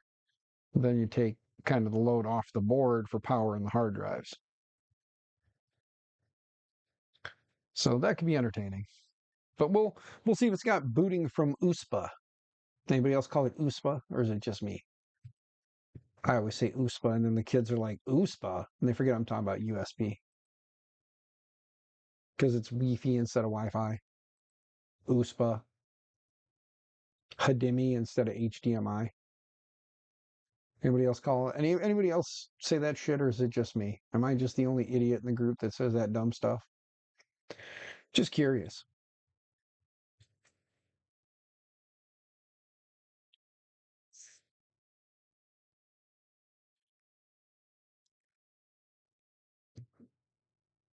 You need a computer too? I guess I should get you one, huh? Let me just box that up and send it right out to you. You could buy this one right here. Again, it's got an AMD 5700G, 16 gigs of RAM, RTX 3060 Ti 8 gig hard drive, and it'll have a 1 terabyte hard drive in it. So you use the correct terms, so no. Built over bought, that probably made you cringe, huh?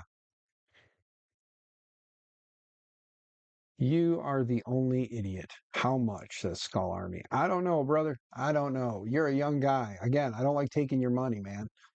You're just a 13-year-old kid. Get your hustle on. Get your hustle on, man. Make your money. Save your money, make your money.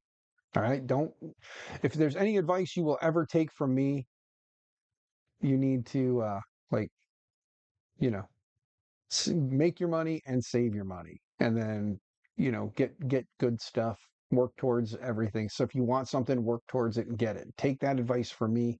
Don't wind up in a situation like me. You need a real computer. How much? I don't know. I'll have to look and see what the rough going price is for those PCs these days, because I know what it was worth 2 years ago when it was purchased.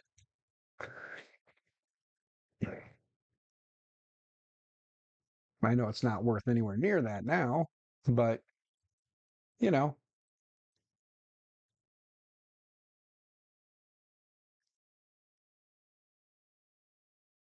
for a discounted gaming rig. He might, yeah. My advice is use credit as little as possible, Skull Army. Yeah. Skull Army, for those who don't know, he's a 13-year-old kid. He is the son of Maker Mindset Rick. When he comes in, that's his little one. Skull Army, quit doing that. Quit retracting what you say. You did that the other night too when you left. Quit doing that. Don't worry about it, man. Anything said in here, you don't have to worry, man. Ain't nobody gonna say nothing, do nothing. You ain't got nothing to worry about, man. You're this safe place here. Just let it ride, my man. Let it ride.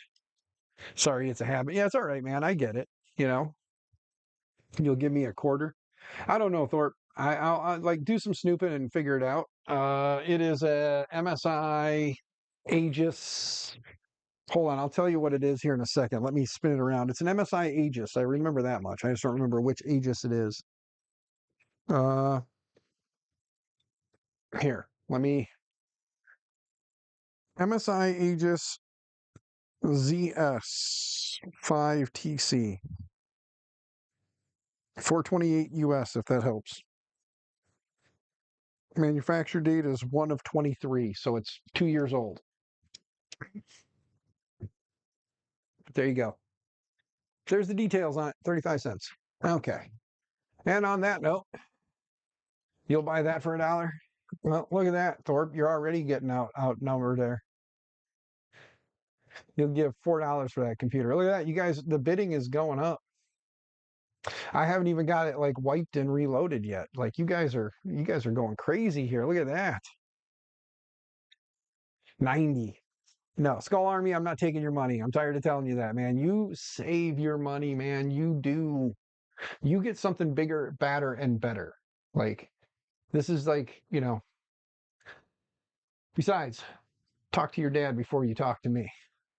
All right, let's go ahead and see if this power button will work. Okay, well, it just did. The screen just went off. The hard drive is flickering and flashing. See if it's going to reboot or if it's going to stay off. Let's plug in the USB here and let's see if it'll boot from this. Spin it around. Let's hit the power button again and see what happens. $12. 15.50. What details do you want? You want to know the make and model again? It's a MSI Aegis. Now I got to get up and look again. But it's an MSI Aegis ZS 5TC 428 US. It's got a AMD 5700G. It's got an AMD 5700G, 16 gigs of RAM, and a 1 terabyte hard drive with an RTX 3060 Ti 8 gig. Too rich for my blood. Okay, well, it is currently doing its thing, so let's unplug it, plug it back in, and let's see when it comes up what it does. Oh, I might need this. Flashing blue, clicking in blue. Nothing's coming up on the screen at the moment. Nope. All right. F11 for boot options. All right. And let's boot from SATA, USB. Oh, it'll boot EFI. Okay. So let's do the SanDisk EFI installing Welcome to Grub. Ooh, that thing freaked out. That's making it freak out. All right. TrueNAS install. Let's click that. What am I missing here? $850 on eBay. Okay, you don't have that right now. Okay, so they're still selling for $850, and that's also, you got to remember, Torpedo. It also comes with, or not comes with, but also included with it is the MSI. I can't even read this back here, but it's got an MSI screen that does 144 hertz, I believe. But it's capable of outputting 1440, I believe. All right, let's see here. Install, let's terminal process include with, okay, there we go. We want to go ahead and do an install upgrade. Oh, it's a 32 gig. Okay. So yeah, include the 32 gig at the moment. We don't need to include the USB at the moment. I wonder if I'm sure I'll be able to figure it out how to add the hard drive in later or the hard drives in later, but there we go. It will erase all partitions, data, da, da, da, da. Proceed with install. Yes.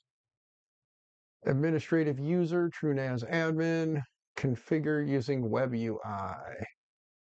Web UI authentication method. What do you guys think?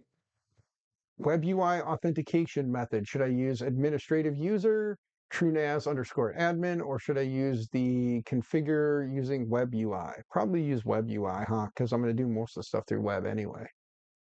So you do Web UI. It's formatting. Let's see what happens. That was new still. Wait, what am I missing here? Hold on.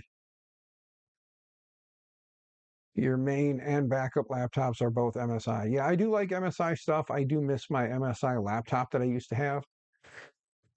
I traded my MSI laptop for my first K1. Hmm. So my first K1 was a trade for a MSI laptop. It is currently extracting, so we'll see how long this takes. Just started to expensive for me, but thought I could skip a few meals. Final offer 25 bucks, and you'll toss in a box of crackers and half a brick of cheddar cheese. Oh, Captain, man, that was a pretty sweet offer.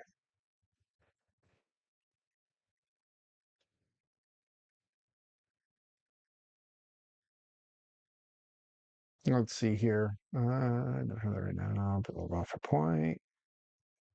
It was new still. I was an Asus fanboy.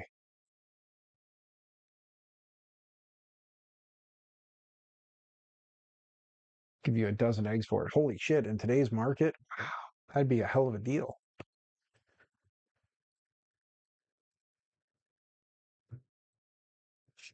Melissa's laptop is an Asus ROG Strix. Yes. My current rig setup is the Acer Nitro 5. But again, it's got 64 gigs of RAM and 4060 8 gig graphics card and two terabyte NVMe SSDs. So she wanted the underglow RGB. Of course she did. Why wouldn't she?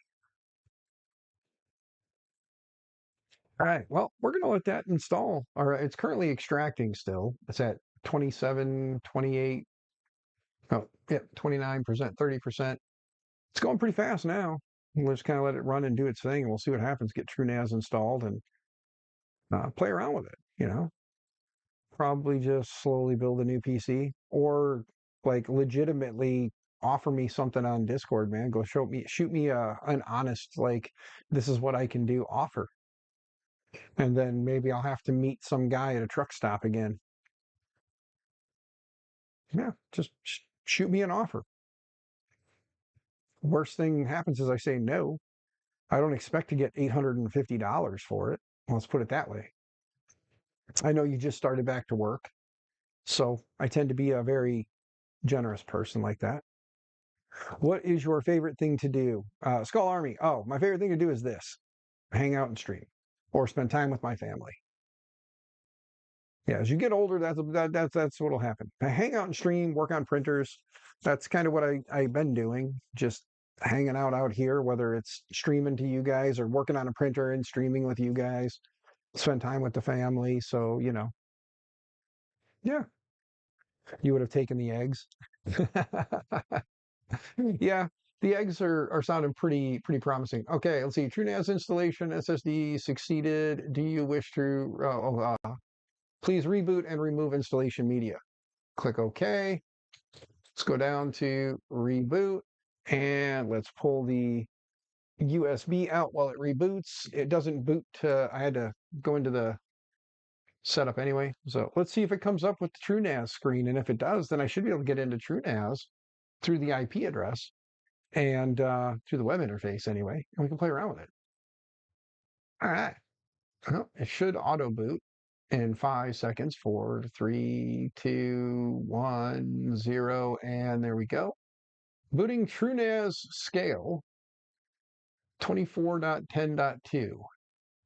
That TV is so hard to see up there. I definitely want to move that TV over there. Um,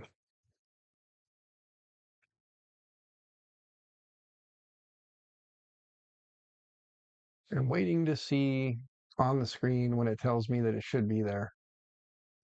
Because right now, if the IP address was the same, I should, in theory, be able to pull this out. There it goes. It's booting. Got the USB back out. Plug this back in over here. There we go. Get my keyboard back. Keyboard and mouse. Open this up. Now let's see.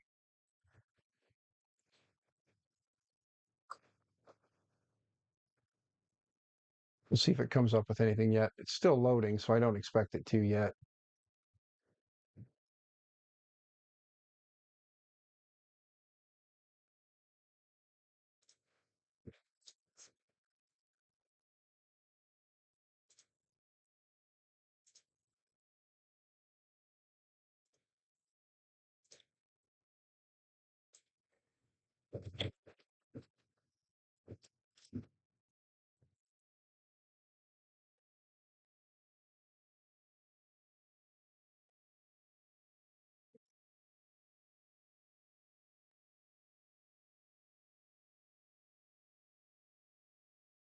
Okay. Sorry, guys. Responding to mama. See, I'm being a good husband now. Wouldn't know a number until you get your first check. That's fine. Just let me know. I'm not in a huge hurry to get it pushed out of here.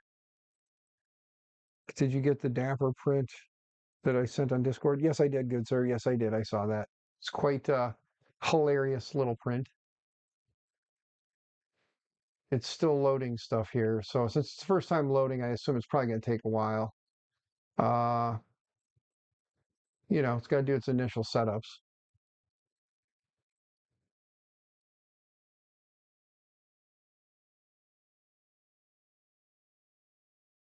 Huh.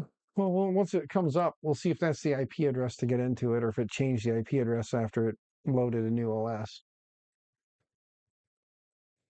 I should be able to bring up the web interface for TrueNAS, and then we'll see TrueNAS as a web interface. Hold on. I'll come in and grab it. Hanging out with my friends chatting, so I'll come in and grab it. Or just give me a second. Hang on, guys. Give me a second. I'll be right back.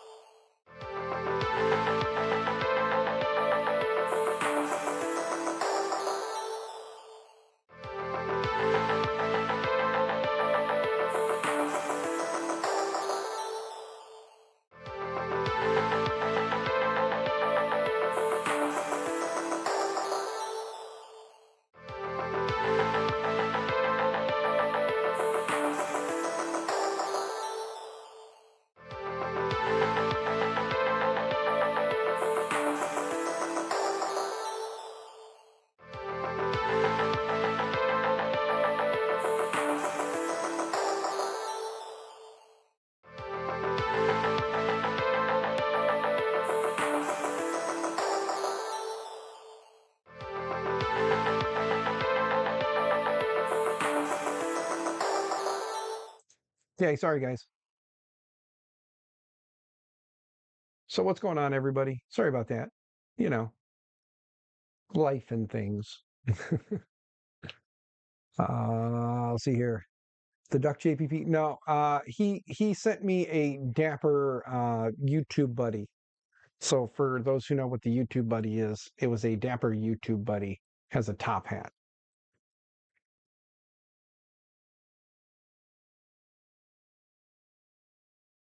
Yeah, I know. JPP needs to try it. So built over bot, if you're okay, I'll send him the STL since, it's a paid model of yours. I don't want to just send it without your consent. But if you give me the consent, I will send him the model and then he can attempt it in chocolate on the cocoa press and see how well it works or doesn't work. Look at that.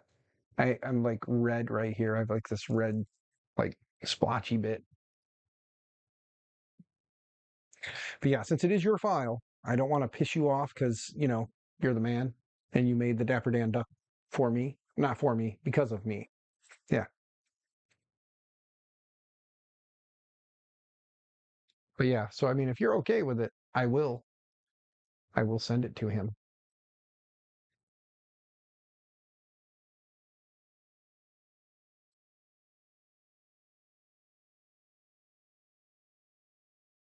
Yeah, the bill might be a little tricky because the chocolate might be a little oozy. You might have to figure out something to do there, but it could work. You know, the nose was droopy. You might have to fabricate yourself something to right when the chin starts to print, pause it, and then figure out something to put there to let the chocolate rest on as it builds up the rest of the way. Like take a plastic spoon and like heat it up and bend it so that it'll be right there to catch at least the good portion of it. Man, this thing is taking forever to start up for the first go round. It's starting to finally get there. Of course, part of it's probably because I think it's only 4 gigs of RAM and a much older system, but hopefully it'll load. It just went, the screen just went black. So let's see what happens. Is the web interface up yet? If that's the same IP, I don't know. Oh, you know what? I just disconnected the mouse. So let's plug this back in and see if it went. Oh, no, there it goes. It's coming up. All right. Nope, new IP address. All right, there we go. Configure network interface, configure network settings, configure static routing, set up local administrator, reset. Okay, we got to pick some options here. So let's see here. For right now, network interface is fine. Network settings is fine. I'm not going to mess with those too much. Let's go ahead and set up local admin. There we go. Local admin, we use one.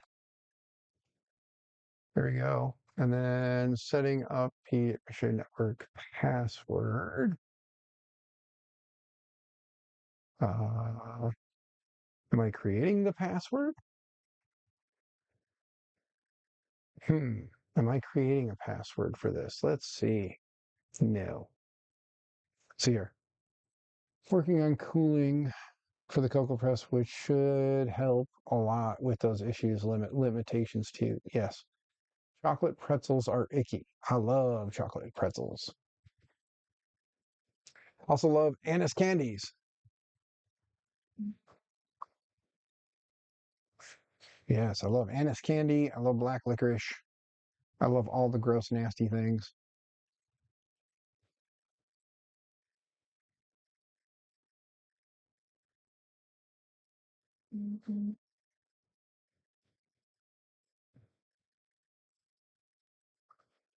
Okay. Sorry, guys. Had to respond to Mama.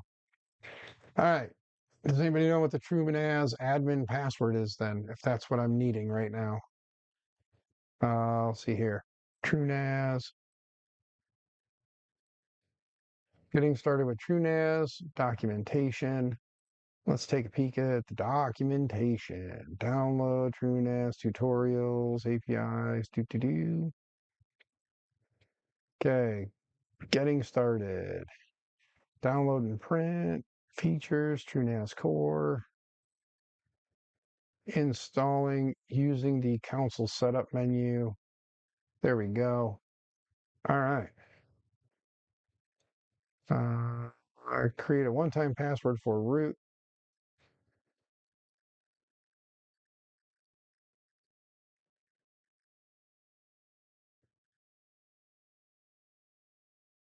Choose option one in the ISO menu. You'll be able to configure the TrueNAS underscore admin username and password. You can use this to change the admin password during the login of the TrueNAS UI. This is not password for the root user in CLI. This is the root user login in the web UI. The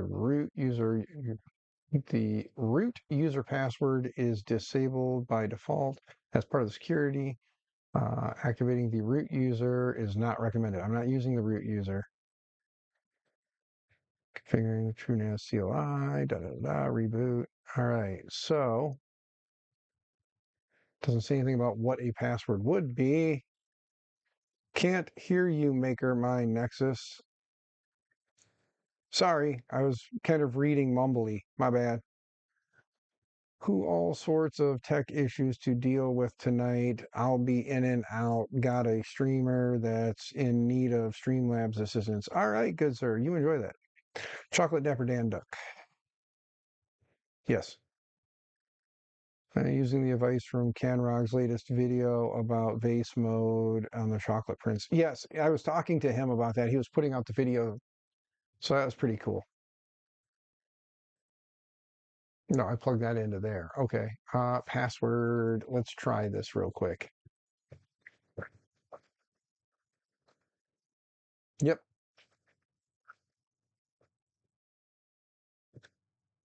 There we go. Password is set. When you were talking, can't hear. Yeah, no, I was mumbling. I'm sorry. I was kind of mumbling to myself. I wasn't saying too much out loud. I was just kind of reading through the instructions for TrueNAS. So that was just me being a mumbler. You're doing great, Dan. Thank you. Thank you, Frank. Okay, there's that. Open TrueNAS open the TrueNAS CLI shell. Open Linux shell. Reboot configure. Let's try connecting to the IP address real quick and see if that works. Let's click here. Let's see if the web interface will load. Oh, whoops, wrong. I'm not on that keyboard right now. Move that. 92.168.0.60. There we go, TrueNAS. All right, it did log in. Good. Let's take this and let's look at the web interface side of TrueNAS because I've never played with TrueNAS, believe it or not. Never built my own NAS, so never really had a reason to. So we learned together. All right. So we want to log in as the administrative user TrueNAS password. That is definitely. Oh, set new password. Choose your own. Hide.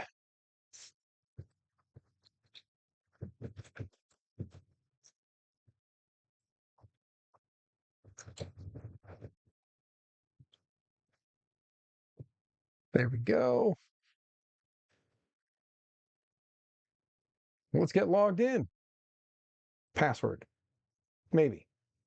No, it is not muted. Take care, Bob. Yeah, I'm not muted. Skull Army, yeah, you possibly muted the video. No, I was mumbling, guys. I was mumbling. So let's go ahead and close that real quick. There we go. Check for updates. Let's see. No updates available, so that's good. Let's go back to the dashboard. Let's see here. It is an Intel Atom. It is a 2800 1.86 gigahertz. So it is what you said earlier, Captain. Currently, it has 1.8 gigs free of the memory. Service is using 1.7 with ZFS cache of 0.2. So yeah, there's that. We got configure. Yeah, we'll just cancel that. We'll leave it as it is for now. We'll change it around as we need to. Let's go to storage, create a storage pool. We'll have to add the hard drives in. Then there's data sets, shares, so we can share stuff with Windows or Unix or data protection, network.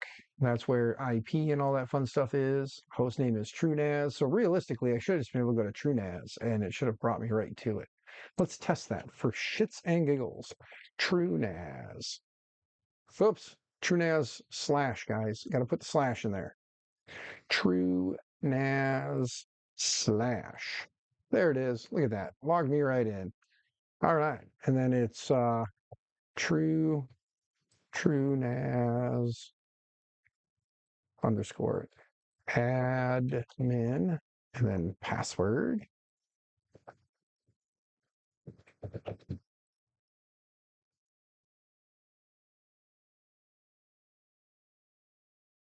Maybe. There we go.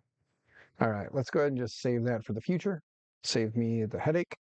I store all my important videos on my TrueNAS. Ah, the important stuff. Yeah, happy to help. Just refresher, and now I can hear. Oh, just refreshed, and now you can hear. Okay. Yeah, because I had muted it for a minute. I didn't mute it, but I jumped out for a minute because when the missus was here, we were talking about some inside child issues. So, credentials, users, groups, all that fun stuff. But storage is where we'll need to go because we'll have to get the disks in because currently there are none, but I'll have to get the 4 terabytes in there and then create a disk pool. So, all right. So TrueNAS is up and running on this thing. So that's pretty sweet. Let's jump back here. All right, guys. We managed to go 2 hours and 11 minutes and we did accomplish something.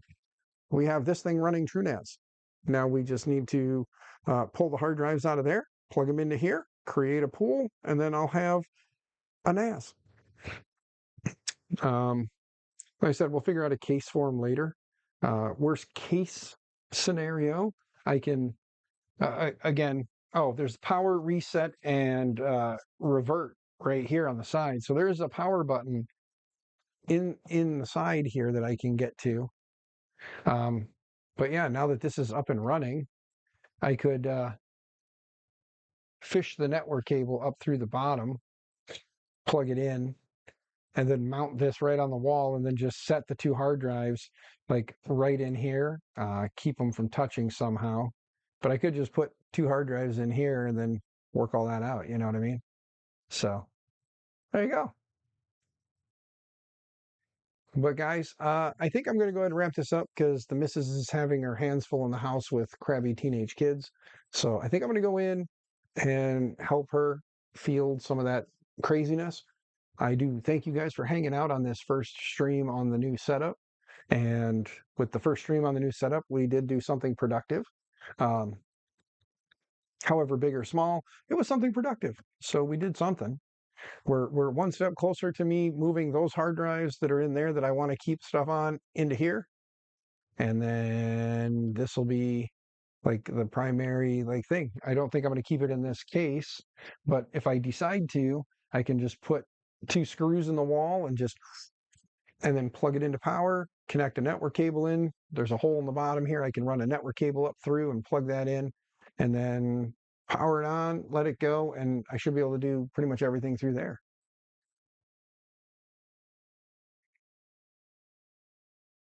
You got to go. All right, me too. We're all going to take off now. I don't know where we're all going, but I hope you guys all have fun. Stay out of trouble, stay out of jail. Happy 3D printing, all that fun stuff. And remember again, an old printer is better than no printer. And at some point, I'll remember to play the song that you know Zany Zach made for me. We'll include that in some streams and stuff going forward. So unless it's a Creality, even if it is a Creality. All right, bye guys. Thanks for hanging out. I'll see you guys on the next one.